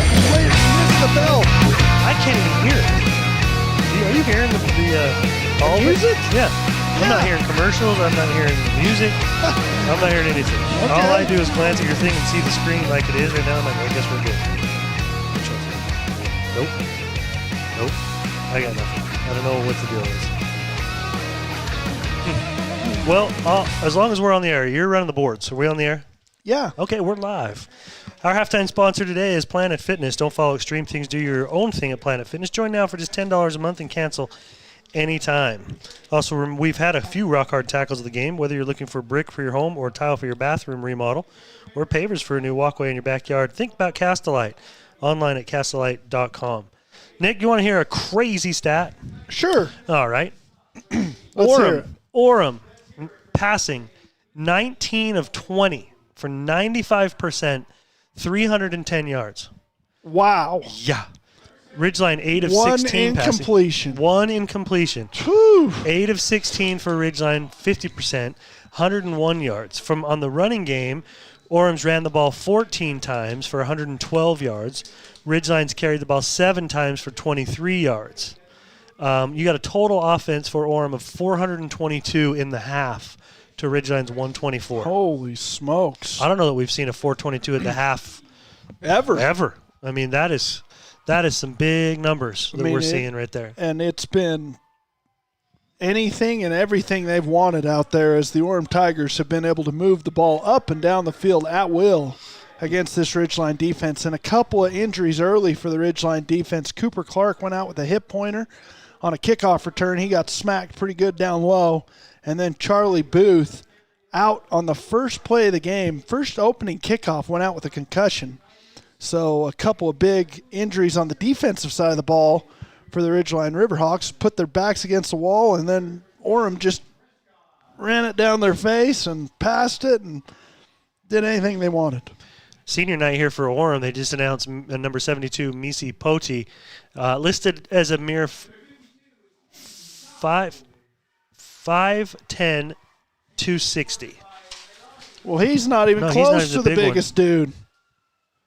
Yeah, I was looking at the line above him, which was 6'3", 360, Johnny Prescott. And he's also a senior, actually, so he'll be announced here in just a second. Senior. Yeah, he's the pulling tackle that got out on poor Hunter Knight. Jeez Louise.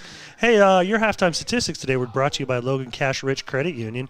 If you're a student in the Logan Cash Rich school districts, you can get paid for good grades. Just check in at the Logan Cash Rich Credit Union. Also, the Les Olson Company is a place to get your free network assessment at lesolson.com. If you need help with your IT infrastructure or any of your network, please call Les Olson at 435-750-8990. One more thing we wanted to pass on to you. The Ridgeline Booster Club's holding a fundraiser. It's a warehouse sales, what they're calling it, with Serenoni, My Mattress, Maloof, and Blackstone. It's going to be held November 3rd from 4 o'clock to 8 o'clock.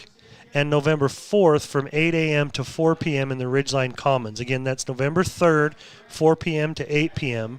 And November 4th, 8 a.m. to 4 p.m. You ever been to that, Dave? Is this the second year they've done that? We didn't go down last year, but you know what? We could probably use a mattress. Could you now? Yeah. So that's a good spot to go. We're going to go take a look. Check out. They have a lot of nice stuff down there for a pretty good deal. Did you go last year? Yeah. Nice. Yeah, it was nice. This one is not so nice, this ball game. No, this is one-sided. Well, I'll say. If you're rowing a boat, you're going in circles. You got one side going. One side is going up. Cater Shop is your one-stop missionary store. Suits, ties, shirts, belts, shoes, and luggage. And D&D Auto Salvage, our good buddy Dan Grange is going to pay you more for your junk vehicle than anyone else. It's the number one place to get the most money for your junk vehicle and scrap metal at D&D Auto and Salvage. Pickup is available.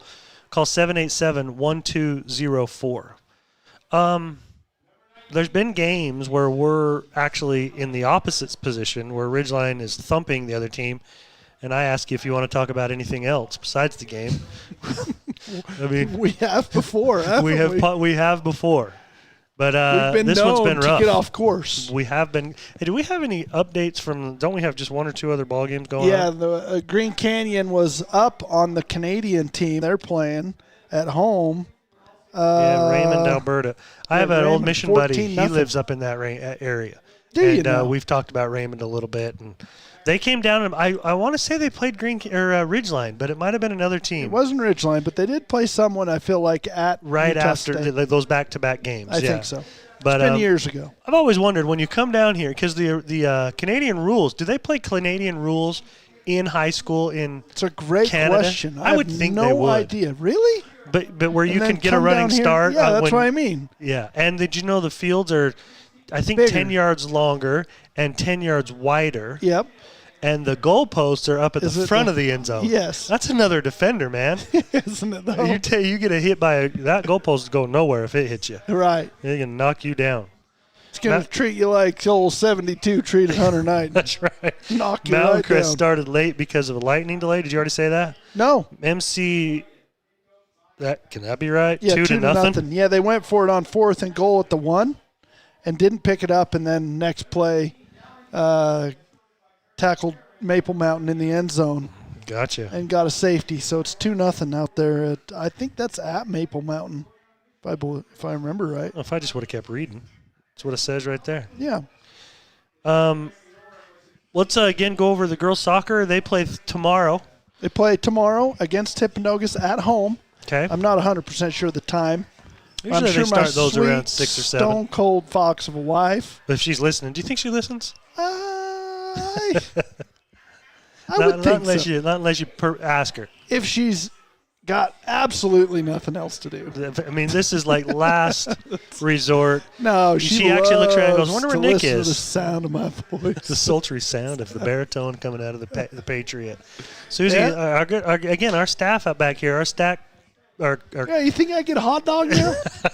Our crack staff back here, Some hot Susie says chocolate. the soccer game starts at 4? 4. That's what she's heard. That's what I would assume. This seems like an early start. But But it again, is it's fall break.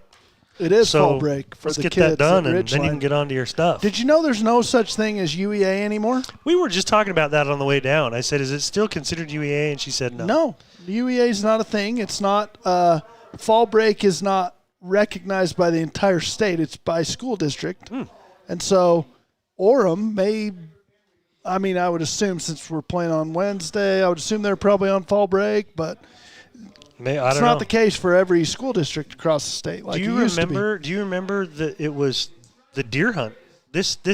We used to get out for the deer hunt when I was in elementary school. Okay. And it was this time of year, wasn't it, Suze? Right around this time of year. And so they didn't call it if they called it UEA, everybody around us was just calling it for the deer hunt. The deer hunt break? Yep.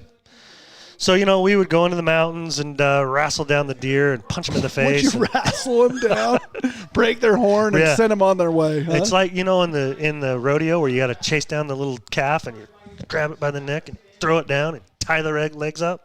That's what I do with the deer. It's called steer wrestling. Yeah, I'd do that with the bucks. Would you? Yeah. I'm sure you would. I haven't been hunting a day in my life. I know you haven't. I can tell. You look like a guy who wouldn't. I just don't understand. I mean, because you talk to those guys, they're up at 4 a.m. Right. To get up there and freeze their guts out. And then they come back. I'm like, well, did you get one? Didn't even see one, Didn't even see anything to even shoot. Yeah, I mean, what are we doing? And then if you do happen to shoot one, that's where the work starts. You got to start, I think they call it quartering them. They quarter them is what they do. And then they haul them out on their back. Do you have any idea what the process of quartering something? Well, I mean, if the numbers are what I'm thinking, you got 4 legs, and you got to cut them all off, and that's quartered. What do you do at the middle? That's what you put on your back. I think you put it all on your back. I've seen pictures of dudes with moose heads on their back. Right.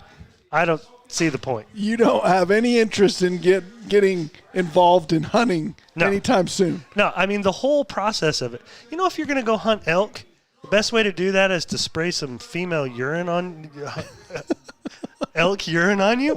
Where did you hear this? It brings them in. How do you know this? I research. Who told you that? I research all this stuff because I don't understand why in the world anybody would want to go do it. You know how you hunt a bear? You put as much Hostess in your back of your truck as you can. You climb a tree and you wait for the bear to come in and start sniffing around. Why would you ever want to hunt a bear?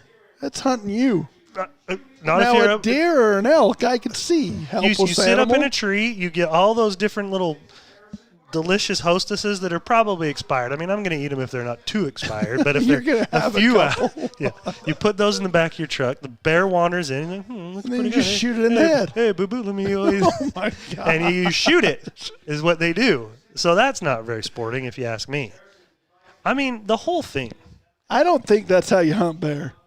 I've been told that's how you hunt bear. Whoever told you that? I don't think you're getting off the air. I'll tell you who told me that. A bag full of Hostess, dumping it in a tree by a tree, climbing up the tree, and waiting for a bear to scurry in. That's all you do. That's all you do. Unless somebody knows better than me, that's what I'm told. That's how you hunt bear. And with the elk, you spray yourself with female elk urine. It's got the smell they like, and if you're in the rut, you come in. They're coming in hot.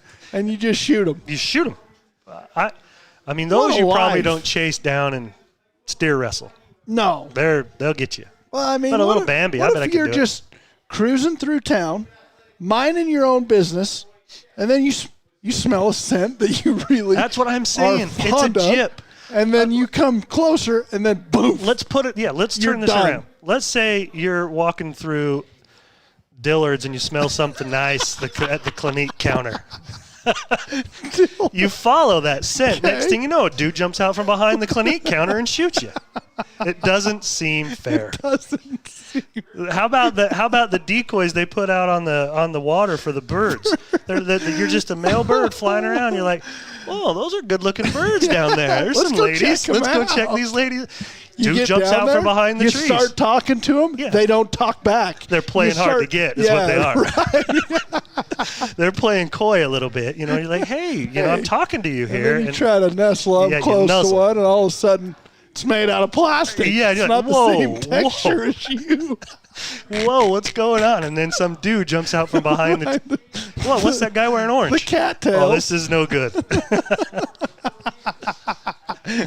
And then as you try to escape, you're shot. Yeah, you're like, I better get out of here. And then you got like, it's not. Because they ain't going to shoot you when you're just hanging out by the other fake. They need you to fly. Geese. All your buddies are like, don't fly, don't fly, don't fly, don't fly. And you're like, I got to get out of here. I'm gone. Boom.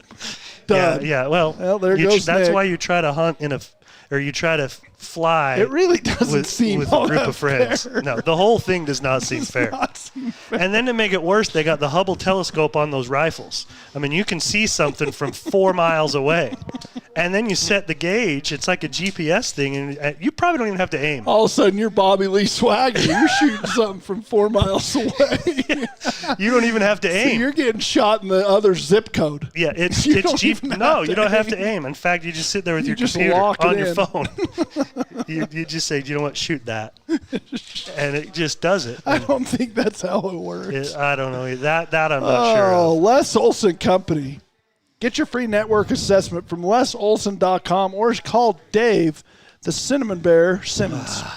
I don't know why it has to be the Cinnamon Bear. I'd like to be Dave the Wise. I've been telling you. Advancing and air conditioning can we schedule. already do Les Olson. We've done them all. I mean, you can do Les Olson twice. It's probably fine. Advanced Heating and Air Conditioning can schedule your service call online at advancedheating-ac.com. If you're looking for a new gas fireplace this winter, Advanced Fireplace and Stove in Logan has great options at 752-7272. Oh, man, our phones are blowing up. That's probably not good. Cache Valley Auto Care, common sense solutions to your problems at Cache Valley Auto Care. And then remember, folks, if you want to listen to this, you probably don't want to listen to halftime again, but if you wanted to watch this game over again, actually probably don't want to watch it over either. But anyways, for the latest news, scores, photo galleries, and replays of tonight's game, visit CacheValleyDaily.com or download the new Cache Valley Daily mobile app, Cache Valley's premier choice for local news. We got about 4 minutes left of this halftime, mercifully, but it does have, they are doing senior night here, and they're still cranking through all those seniors. So we're going to take a break and come back in just a moment. They really can put your logo on just about anything. That's what they do at the Logo Shop. Businesses, teams, booster clubs, school organizations, call the Logo Shop and have them show you the possibilities. The Logo Shop, committed to schools, teams, and youth groups. Now is the time to head over to Cache Valley Auto Care, because when your car isn't working right, you just need someone who can help make your life a little easier. Cache Valley Auto Care, behind Home Depot on 200 East, 1175 North. This is Dave Simmons. Partner with the pros at Les Olson IT for all your office technology. Everything from copiers to outsourced IT services. Think of lesolsonit.com. Les Olson IT. Great Basin Graphics has quality screen printing, detailed embroidery, and award-winning graphic designers. The right look, the right design, the perfect fit. Get noticed with GBG. Get your order in today for spring products. Google Great Basin Graphics for screen printing and embroidery. 966 West 400 North in Logan. Here's today's hot and perfect tip. Don't follow extreme routines. Do your own thing at Planet Fitness. Join now for just $10 a month and cancel anytime.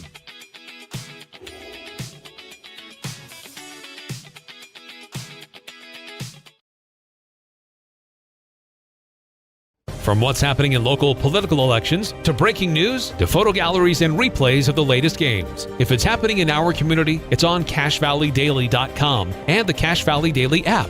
Local, relevant news on CashValleyDaily.com. Suit up, feel good. Custom tailored clothing for him and her. The Cater Shop, because how you look is the first message you deliver.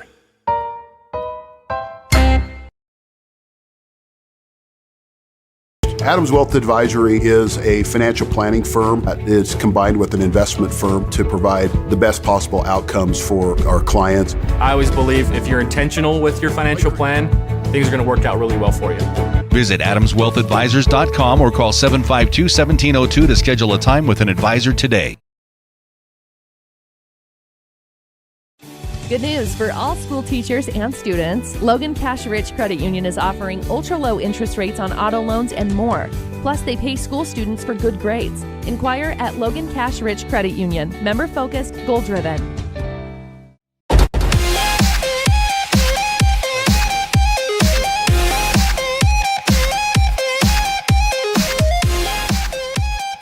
Welcome back to Orem High School. We still have about 2 minutes left. How long was that commercial break?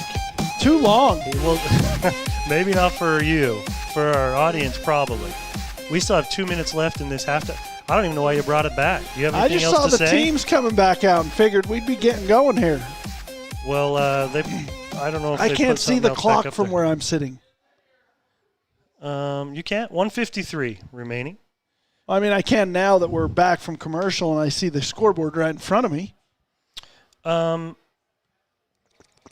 Oh, boy. Just going to... Nick, you got to stop with your beverages. I need my bag of... nibs, or what were you eating last week? It was watermelon Sour Patch Kids. Those are so good. Not on the air. We got to good. do something about that.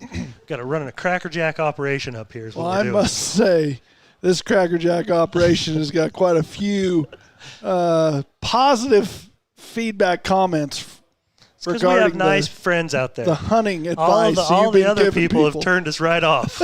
They've already shut it down. I can't take this anymore. The score's 42-7. We're out of here. Yeah, 42-7. These two jokers on the air. Hey, we're gonna see a little bit better half, though. Be interesting to see what this game does to the RPI of Ridgeline at the end of this. They were at 4 in a tight battle with, I want to say, Provo. Do you got that? You pulling that up? Sure can. Pull up the RPI. It was Park City or Provo. I can't remember. One of them was like 1/1000th of a point or two. Not very much. I'm actually going to pull the RPI. Is that what you want? Yeah, let's see the RPI. Is that just, do you usually look that up on the Utah High School Athletics Association? Yes, sir. Okay. I think if you just Google Utah UHSAA RPI football, it'll pull it right up for you. Okay. Yeah, looks like you're headed in the right direction. RPI home. There you go. And we want football. Uh-huh. And 4A. They've taken it down. Yeah, they sure did. Says it'll be available on the 14th. That is what, Saturday? Is that Saturday at 10? That sounds right. right. Or is that Friday? Nope. 12th. What's today, the 13th? Yeah, so it's Saturday. Okay. Saturday at 10 a.m. we'll have the updated RPIs, so Yeah, it'll be interesting to see what this game in particular does to Ridgeline seeding. Right now, before the most recent RPI, they were a 4 seed, which would have them matched up against the winner of a 13-20 seed, I believe. You may be able to even go into the bracket right there and take a little gander at kind of the matchups. Skyview would be the 1. Crimson, was it Crimson or was it Park City the 2? Sorry, I think it was. I got sidetracked and was looking at this girls' soccer RPI. Oh, yeah, that's Green Canyon 1, Stansbury 2, Park City 3, Ridgeline 4. Yeah, I could be getting some of those teams mixed up with the football, but. Well, we got a kickoff coming here. And trotting out last onto the field is going to be Iongi. He's the kicker, and I'd like to call him a scat back. What do you think of that? Scat back? Yeah.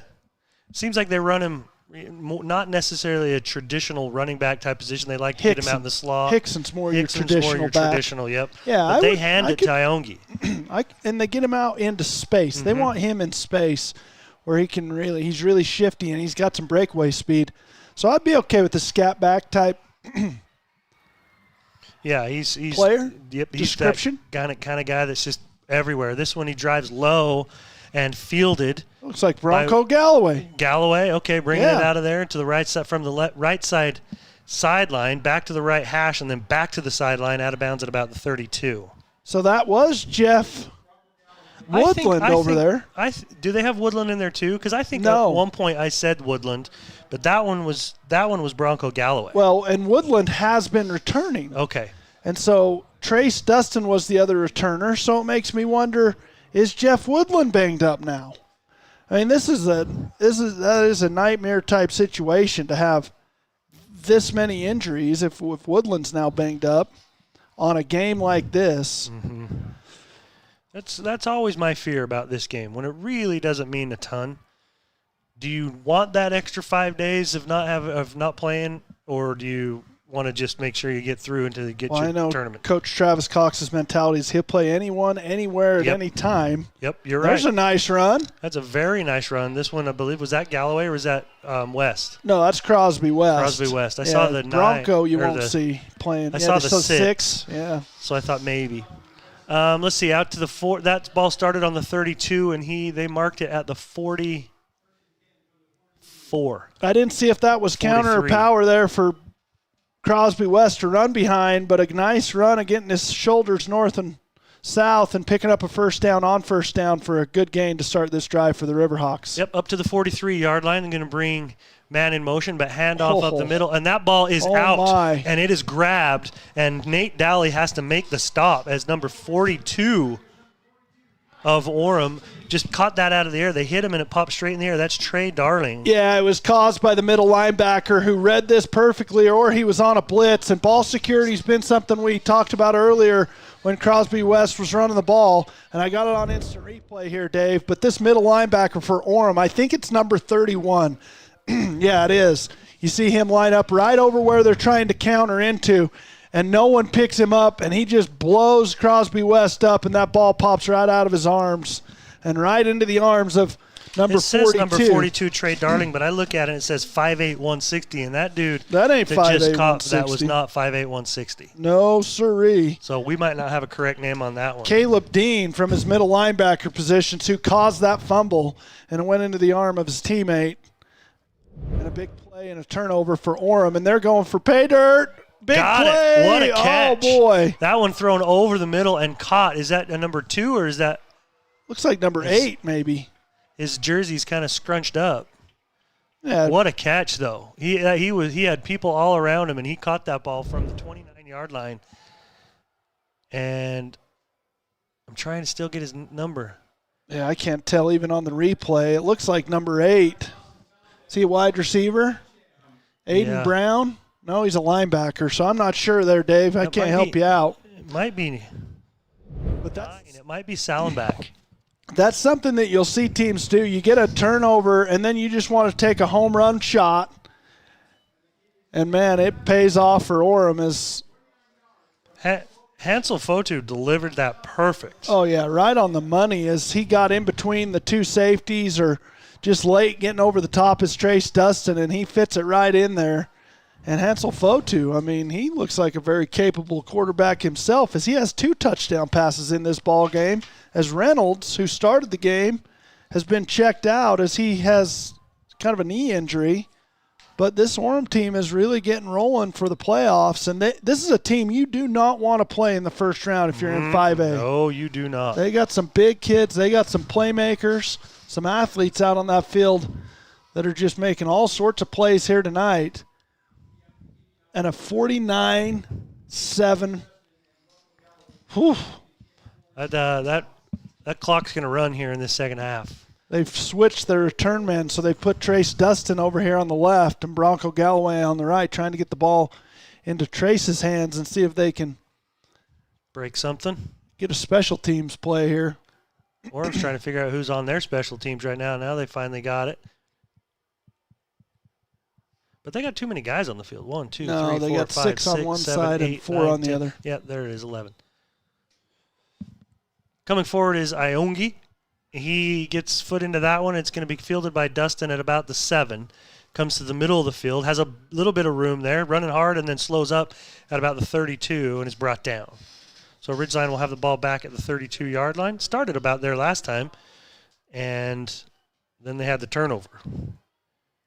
So they turned it over on downs once, and then they'd had the fumble. But other than that, it's just been good defense by Orem. Well, these 2.5 weeks is exactly what you're going to need if you're Ridgeline. You're going to need that time to recover and hopefully get some of these injuries cleaned up. Jackson Lindsay in particular with his broken wrist. Can he get back on the field?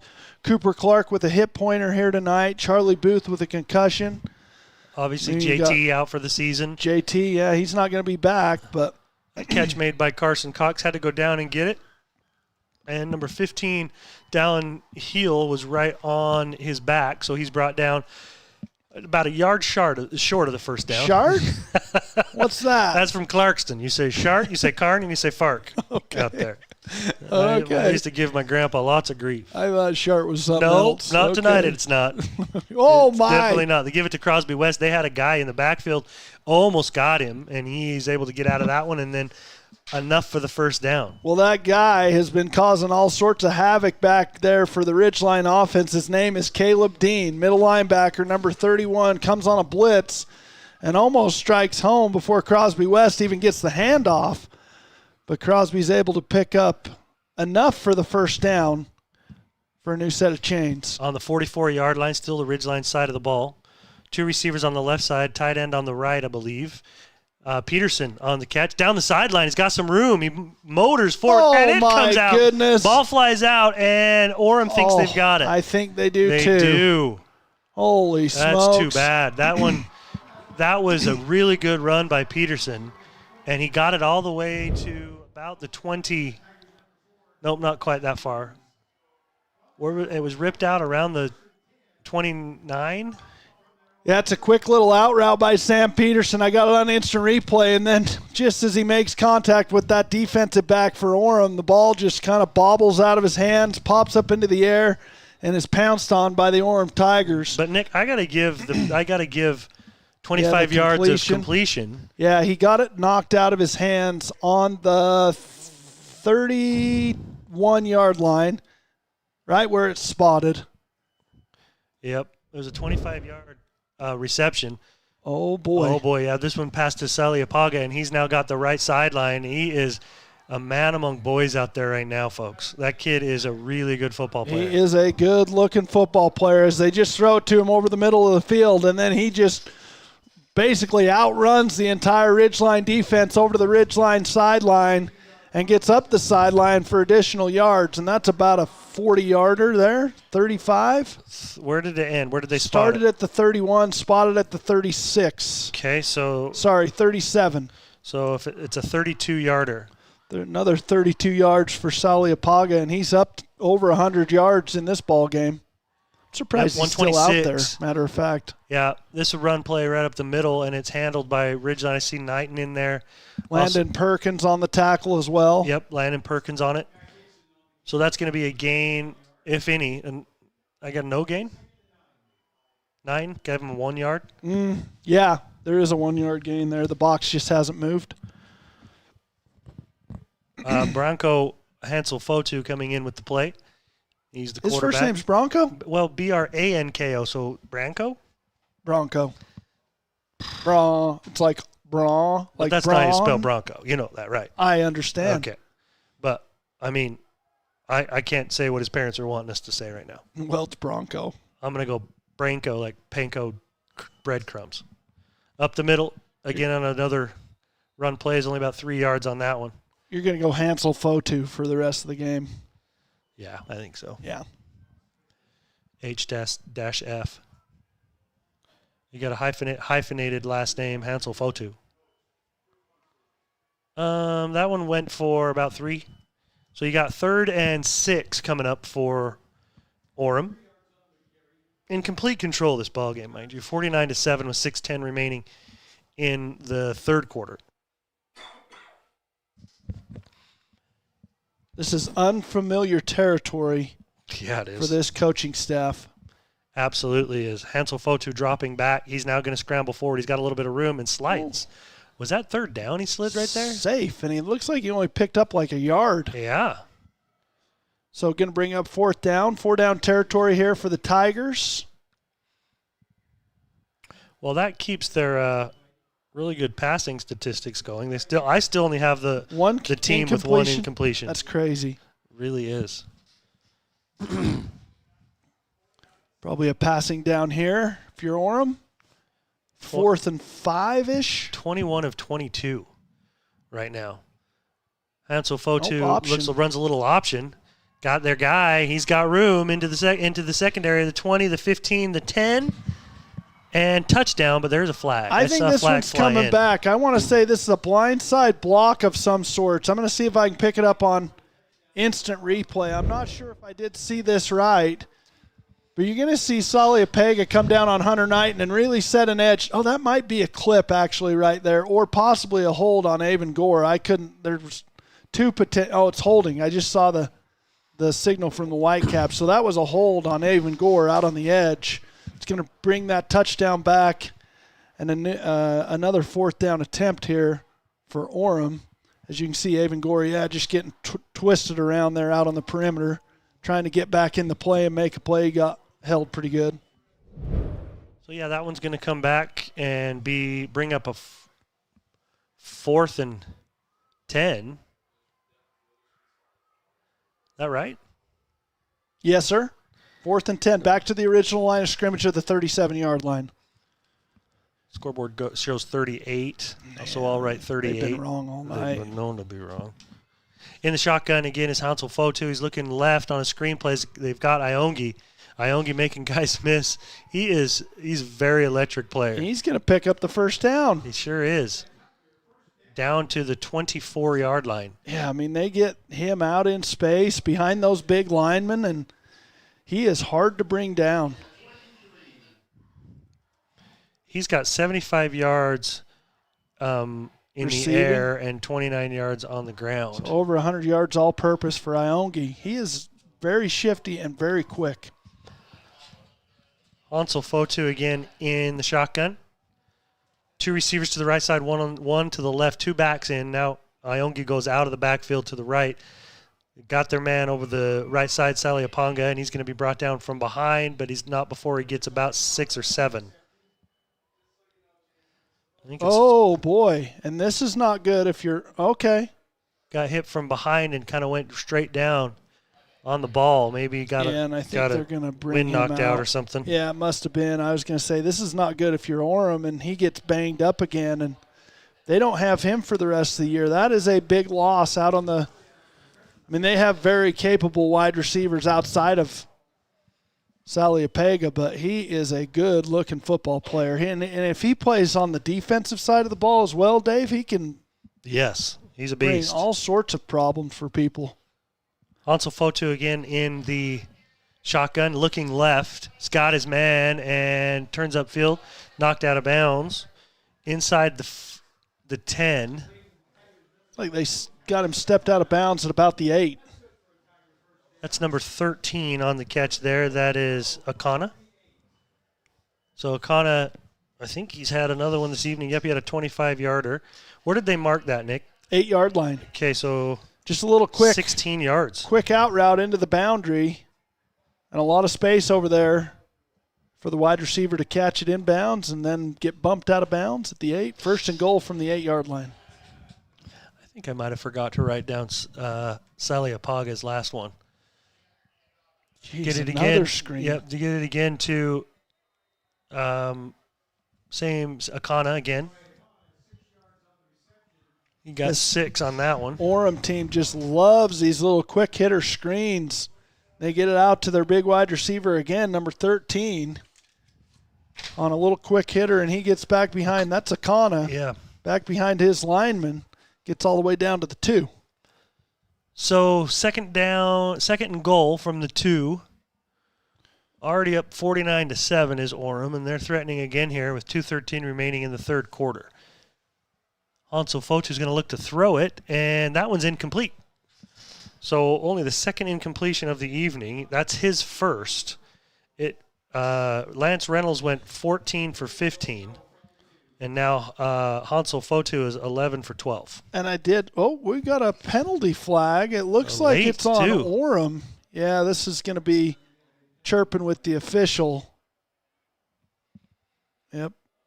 I'm not sure who it was on that Orem interior offensive line, but someone was chirping with the white cap, and he didn't like whatever they had to say. That was a late dead ball penalty, and 15 yards. Second and goal, Dave, or third? Should be third and goal. I think it was second when they just had the incompletion. So, yeah, I'm thinking third and goal from That's number 72, and 18. he might be – they might have just ejected him. Misi Poti. Number 72? Uh-huh. They may have just ejected him, Dave. I saw the official go over to the head coach and go like this. Like thumb up out. And then – over your shoulder. Yeah. Get out. Like, get him out of here. He must have said some derogatory words to the official. Some sort of slur. Looking right. And that one should have been picked. Picked off. Yeah, Dustin and I believe it was Aiden Anderson had a bead on it. And I'm not even sure Saliapaga saw it. Yeah, I don't think he did either. Some mistiming or communication from the wide receiver and the quarterback, because that's only the second incompletion of the ball game here for the Orem Tigers. Third? What's the other one? Second for the last one. They just tried to throw to the corner. Oh, right. Sorry, yeah. So there was 2 incompletions in a row after I was thinking having won there the was a entire penalty ballgame. on that play, but it was after the play, wasn't it? Yep, so they're going to let Iongi try a field goal here. I'm going to bet you as much as you can stomach he doesn't make this. You want it? As much as I can stomach? Yep, anything you want. No, yeah, I want it. That looked like it missed left, He got it. He did. Yeah, I could stomach a lot on that one. Well, that's a good kick, though, by Iongi. He got it, and it's now 52-7 for Orem. 1:14 remaining in the third quarter. We're going to be back in just a moment. Then get up and go. Go turn some heads. Go turn a wrench. Napa has America's largest network of parts and care, here to keep you firing on all cylinders.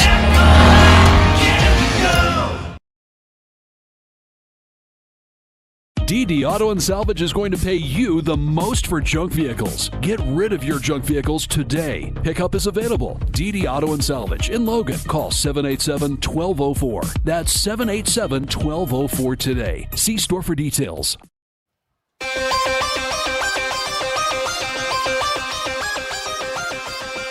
52-7, Ridgeline down here at Orem. Iongi's kick is fielded at about the 7-yard line. Brought out up there by Galloway, I believe, to the 32. They seem to always be starting right around that 32. Ridgeline does. Did I have the right guy there? Yep, Bronco Galloway brought that one out. Yep. So Ridgeline starting at a 32-yard line. As I mentioned, I think that's happened multiple times this evening. And they've only found pay dirt once. It was a 39-yard touchdown catch by Hunter Knighton from Nate Dowley. 2 receivers on the right side this time, just one on the left. They're going to fake the handoff to Crosby and Crosby West, and then find Livingston. Livingston tries to make the one-man miss, and he goes down to a knee. And it was ripped out of his hands, but not until his knee hit. This Caleb Dean has been a menace out there on defense. He gets Graham Livingston in space, and it's something that you don't see a lot of defenders being able to do, just a solo tackle out with lots of green grass in front of him. But Caleb's able to get him on a knee, and he actually rips the ball out of his hands, but it's not before Graham Livingston's knee hits the turf. And a nice pitch and catch between Nate Dally and Graham Livingston for a first down for the Riverhawks. Ball on the 45. Shotgun for Dally, 3 to the left side. He's having to scramble out to his left. He's got a man right over the middle, Carson, and he drops it. That one was in his hands, and he just lost it. Yeah, it's just a little dig route by the big wide receiver over the middle of the field, and he finds the open space in the zone of what looks like something you don't see very often out of Orem, a zone defense. Nate Dally delivers it right in the rolled bread basket where it needed to be, and is dropped by his wide receiver and brings up a 2nd and 10, and that's going to be the quarter. Is that a third quarter, Dave? End of the third. Ridgeline trailing 52-7. We'll be back in just a moment. Your Cache and Box Elder County McDonald's take pride in being part of our community. Your local McDonald's is hiring with flexible hours, tuition reimbursement, and great pay. Start your career today. Apply at careers.mcdonalds.com. McDonald's is an equal opportunity employer committed to a diverse and inclusive workforce.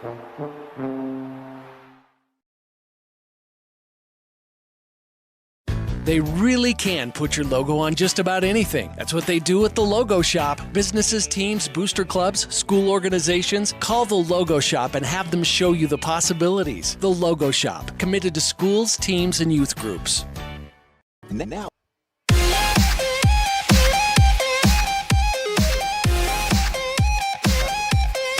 (52-7), Ridgeline down here as we start the fourth quarter. We do have a running clock now.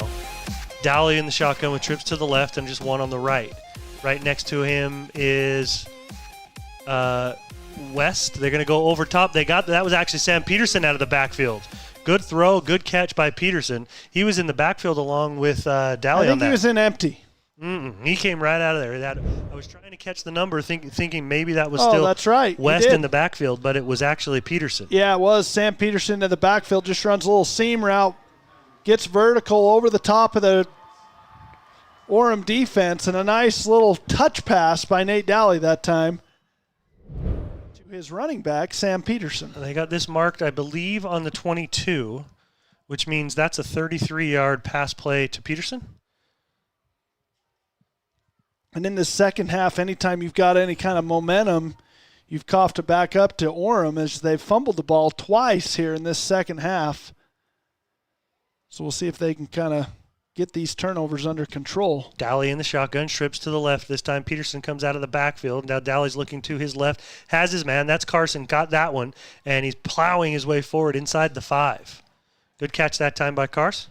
Gets him down to about the 3-yard line. Yeah, you get the shallow crossers underneath to clear out that middle of the field, and Carson Cox just sits right over where the center was, but about 15 yards deep, and Nate Dally throws a strike, and it's 1st and goal from the 4. On the 4-yard line. So that's an 18-yard gain that time for Cox. Who's in for running back now? Is that Sam? It's Peterson, yes. In the corner again. This one is incomplete. Who was the intended receiver over there? Well, it's Carson, That's Carson. But it almost looked like it could have went to Hunter Knighton, and he doesn't stick his arms up because he reads the play as going to the next option on the outside of him. I thought I saw one over there. And then, yeah, it was Hunter. Yeah. So incomplete. 2nd and goal from the 4 for Ridgeline.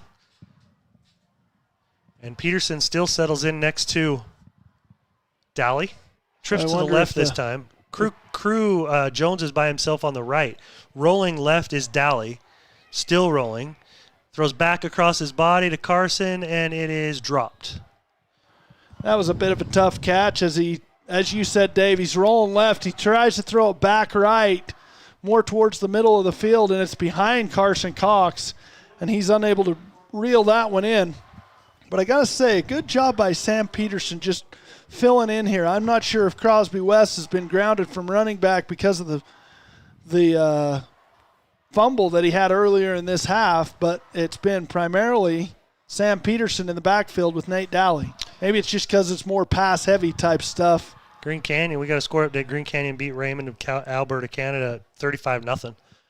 And Dally again in the shotgun. Looking right. He's going to have to get out of there and get rid of this. Running. He's got Crow Jones wide open in the end zone. Touchdown, Ridgeline. Good play that time by Dally, using his feet to create a little bit of space to find the open man. So the touchdown to Crew Jones. Yeah, it's a great job by Nate as he initially looks right and everything breaks down in front of him, so he scrambles back to his left. And then a nice job by Crew Jones of just getting off the front of the goal line and into the end zone. And it's an easy pitch and catch at that point as Orem had lost their coverage is broken down. And Aaron Young in for the PAT and gets Ridgeline to 14. 52-14, Ridgeline trailing here with 9:26 remaining in the fourth quarter. We'll be back in just a moment. Cache Valley Auto Care. Because when your car isn't working right, you just need someone who can help make your life a little easier. Cache Valley Auto Care, behind Home Depot on 200 East, 1175 North. This is Dave Simmons. Partner with the pros at Les Olson IT for all your office technology. Everything from copiers to outsourced IT services. Think of lesolsonit.com. Les Olson IT. Great Basin Graphics has quality screen printing, detailed embroidery, and award-winning graphic designers. The right look, the right design, the perfect fit. Get noticed with GBG. Get your order in today for spring products. Google Great Basin Graphics for screen printing and embroidery. 966 West 400 North in Logan.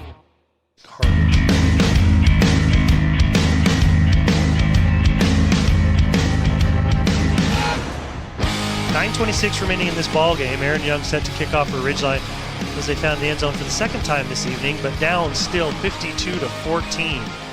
And we have a running clock, so this one should get done a little quicker than you would normally think. Aaron Young coming forward, ball teed at the 40, and he's going to get his foot into that one. It looks like it's enough to get to the end zone. It is. Oh, what's 72 doing back there returning kicks? Big fella.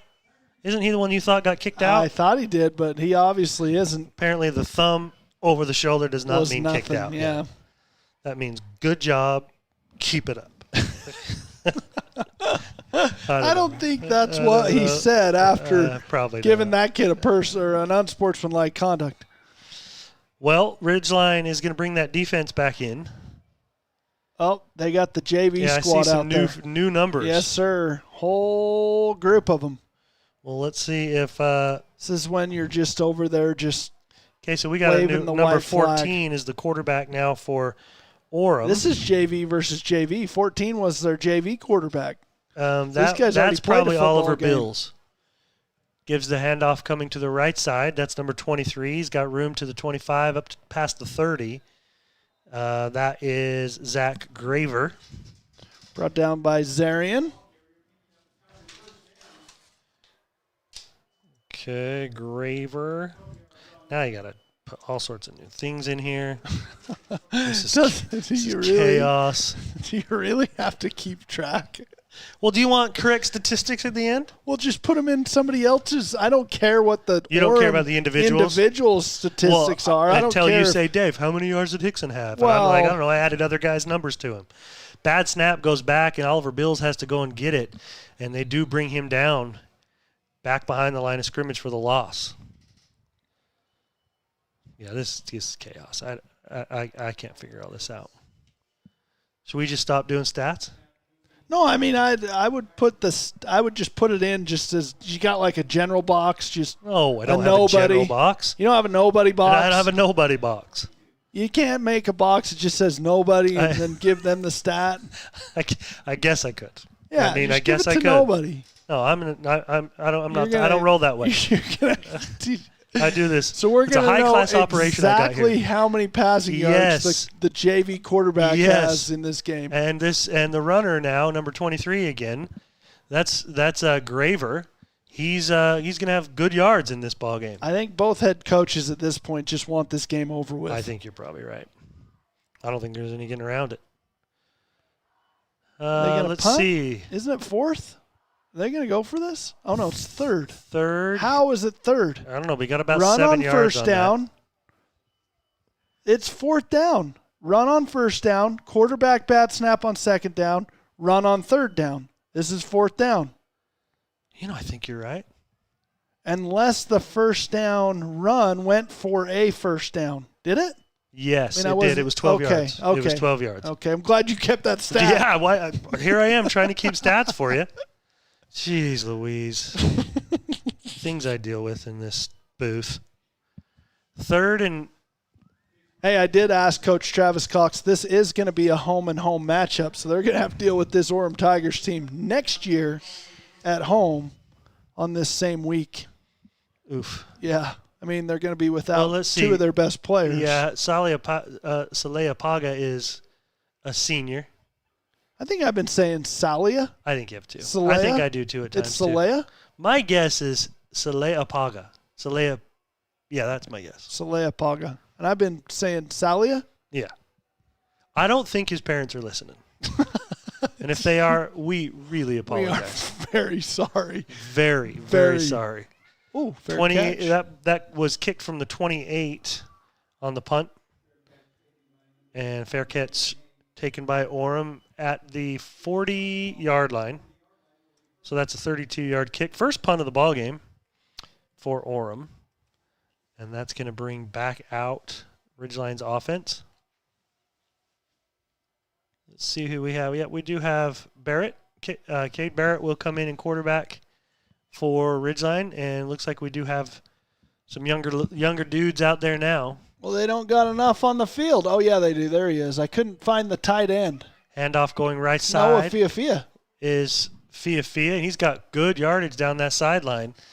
From the 40, they're going to mark that probably somewhere around the 45, maybe not quite. These two teams have already matched up once today. And the Ridgeline JV got the better of them, right? They did get the better of them. 47, that's a 13-yard run that time for Noah Fiafia. Yeah, Jeff Woodland is he must be banged up. I'm not sure what happened to him, but. Fiafia with another handoff up the middle. And he's got more positive yards. In fact, he's getting close to that first down marker again. It's another first down, about 11-yard gain. They run counter from the left to the right. And over that right side, Noah Fiafia is just able to keep his legs moving. Get this down to what? The 36? 36. So Noah picks up 11. Fresh set of downs for Ridgeline. Noah picks up 11, and we got first and 10. Cade Barrett in the shotgun. Man comes in motion from the left side to the right, joining one he more. just lined up wrong. Did he? Yeah. Well, that is no flag. Barrett's pass is complete out to Fiafia, and he's knocked out of bounds at the inside the 25. Another first down for Ridgeline. So they motion Noah out of the backfield and then just run him on a little quick out route, and Cade Barrett hits him in stride for another Ridgeline first down. Cade Barrett, just a freshman. Couple freshmen, both freshmen there in the backfield, Noah Fiafia and Cade. And Tyson Brenchley out there, freshman. Hand off to Fiafia up the middle. That one didn't give as much on that one. Spunk in his step that time, did he? Nope. See if we get any other freshmen. Brady Cook out there, sophomore.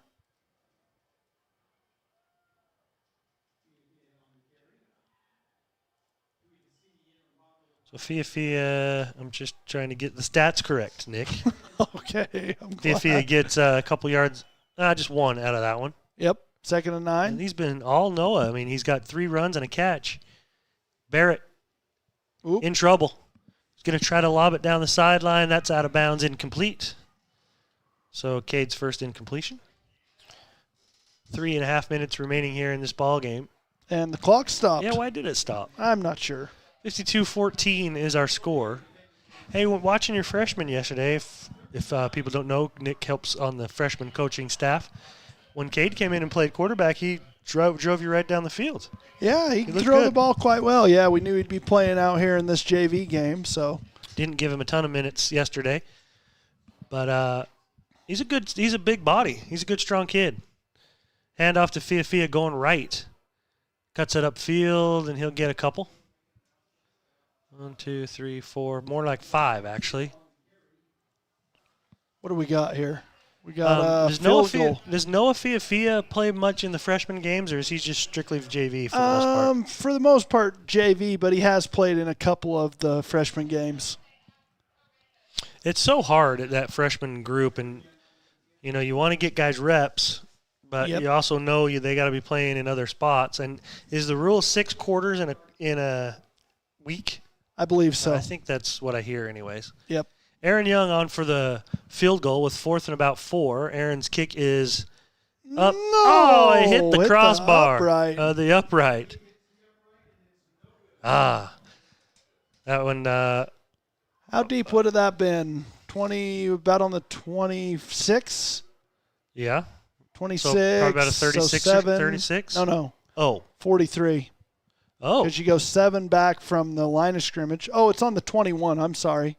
It's not the 26. It was about on the 20. So it was placed on the I don't know. I should have looked. Didn't. It was on the 20 as the original line of scrimmage. So back 7 yards and then add 10. So it would have been about a 37-yarder. Well, I do like to try to keep those stats, Nick.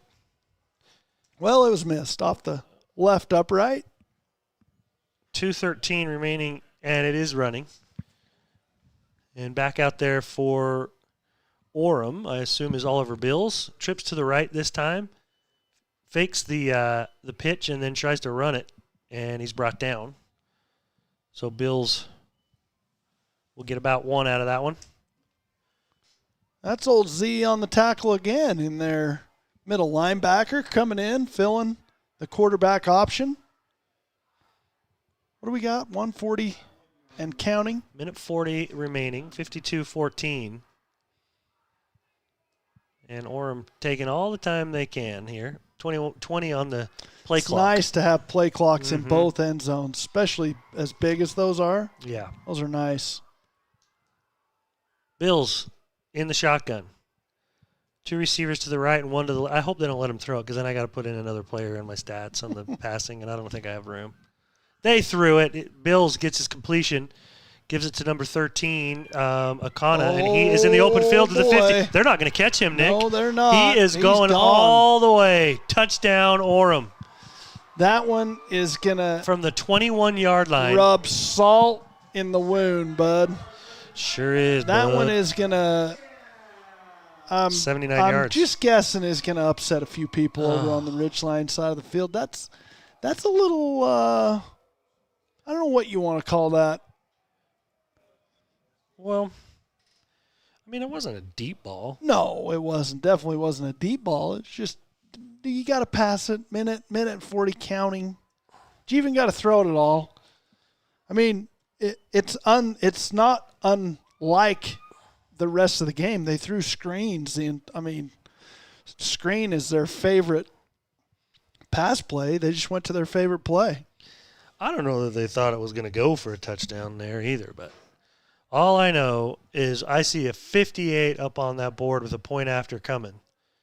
Yes. And make it 59. 59-14. Jeez. Orem all over Ridgeline with 32 seconds left in this ballgame. We're going to take a quick break and come right back. Here's today's hot and perfect tip. Don't follow extreme routines. Do your own thing at Planet Fitness. Join now for just $10 a month and cancel anytime.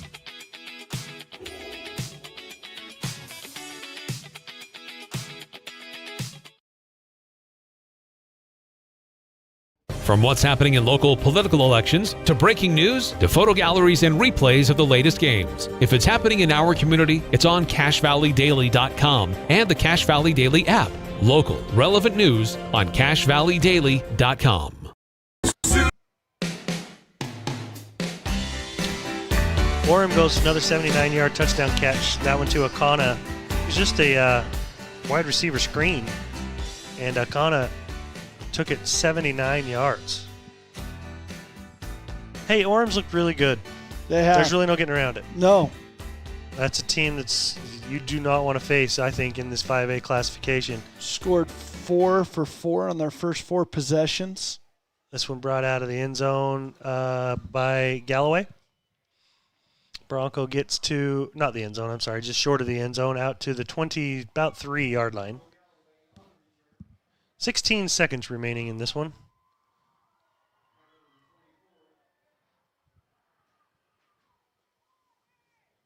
Running clock. Just going to run this one out. I'm starting my stats already, Nick. Good for you. Tallying them up. Get this thing put to bed. So we're trying to put her to bed of 25. So that's going to do it. Just like that.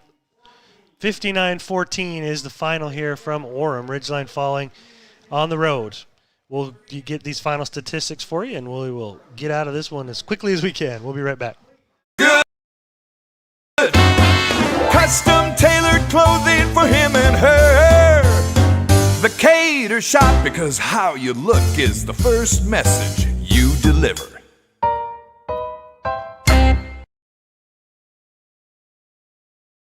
Adams Wealth Advisory is a financial planning firm that is combined with an investment firm to provide the best possible outcomes for our clients. I always believe if you're intentional with your financial plan, things are going to work out really well for you. Visit adamswealthadvisors.com or call 752-1702 to schedule a time with an advisor today. Good news for all school teachers and students. Logan Cash Rich Credit Union is offering ultra-low interest rates on auto loans and more. Plus, they pay school students for good grades. Inquire at Logan Cash Rich Credit Union. Member-focused, goal-driven. If RPMs raise your BPMs, then get up and go. Go turn some heads. Go turn a wrench. Napa has America's largest network of parts and care, here to keep you firing on all cylinders.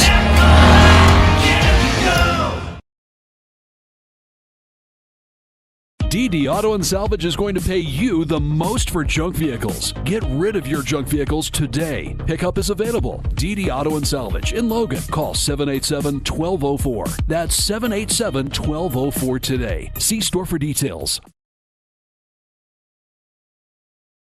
Your Cache and Box Elder County McDonald's take pride in being part of our community. Your local McDonald's is hiring with flexible hours, tuition reimbursement, and great pay. Start your career today. Apply at careers.mcdonalds.com. McDonald's is an equal opportunity employer committed to a diverse and inclusive workforce.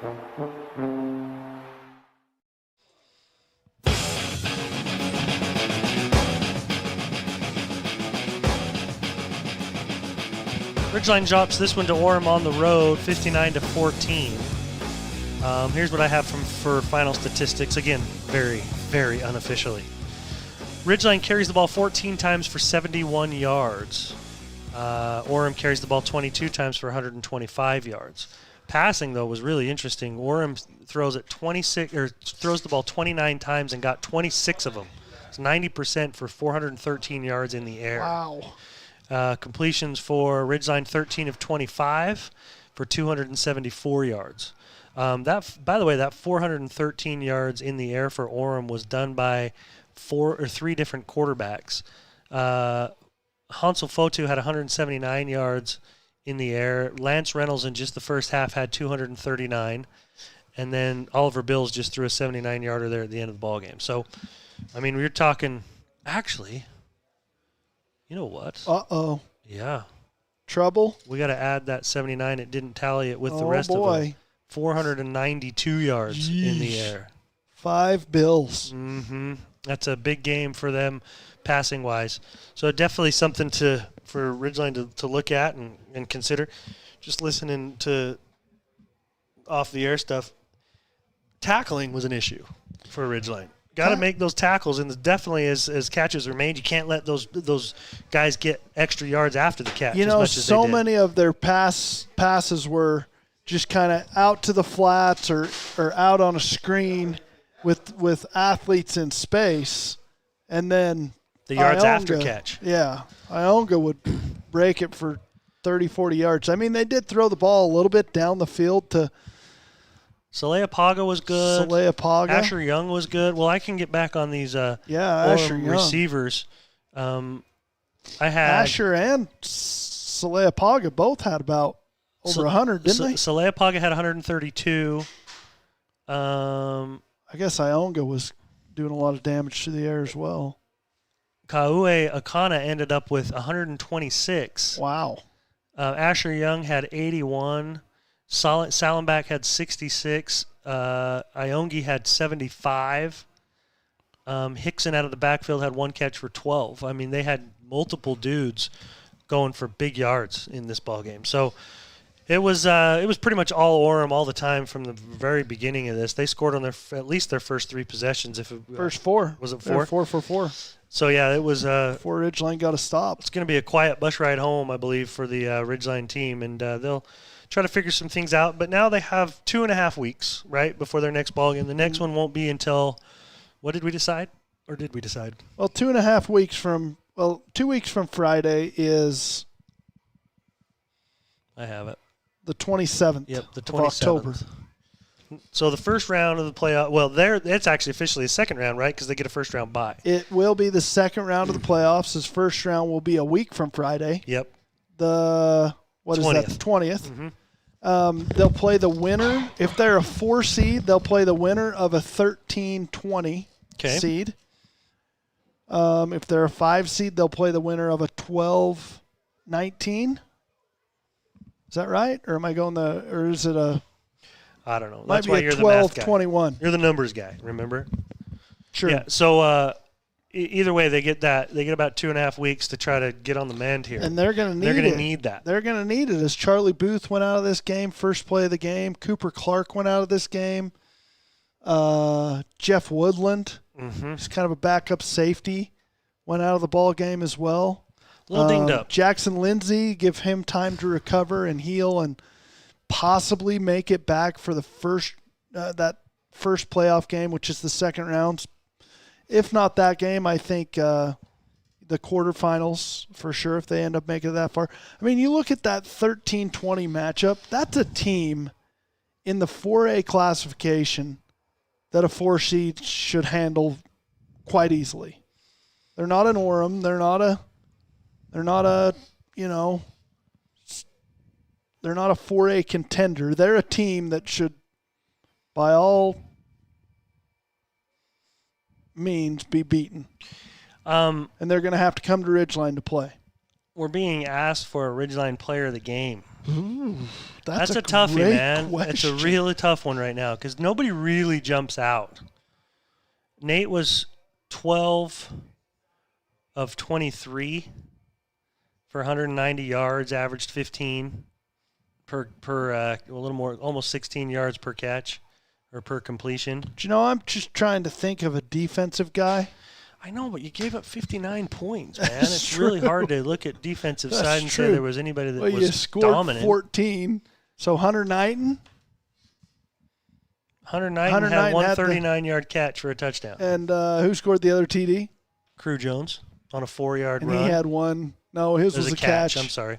So I need to get those stats are. I know. You know what? Suspect is what they are. They are suspect.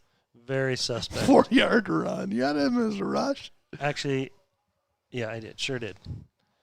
He never did run the ball, Let's fix that. No, he didn't. But I do have him with a 4-yard catch. Did he have more than one? Yes, he did. He had one that he caught and his knee went to the ground. That's right. And then he had that other one. Okay. So who leads the team in receiving yards? Graham? Sam Peterson. Okay. I could go Sam Peterson. That's a perfect There's person. your guy. 100%. He had to come in and Love play. that. Had to come in and play a spot that he hasn't played, at least the varsity side yet. Running back. Came in and gave him 64 yards in the air. He did have a fumble, but we'll overlook that. Yeah, we're going to overlook it. Let's go Sam Peterson. I love it. And guys back at the station, I hope you heard that. Sam Peterson's our player of the game for Ridgeline. We're not going to chat about this one any longer. You go okay with that? I'm fine with that. Okay. My brain Never hurts. been this happy? Yeah. Okay, so Ridgeline loses this one 59-14. Check in with us again in a couple of weeks where Nick and I should be on the call on the 27th of October for the second round of the playoffs. So for the Patriot Nick Zollinger, I'm Dave Simmons. Thanks for listening in, folks. We'll talk to you again in a couple of weeks. Good night, everyone.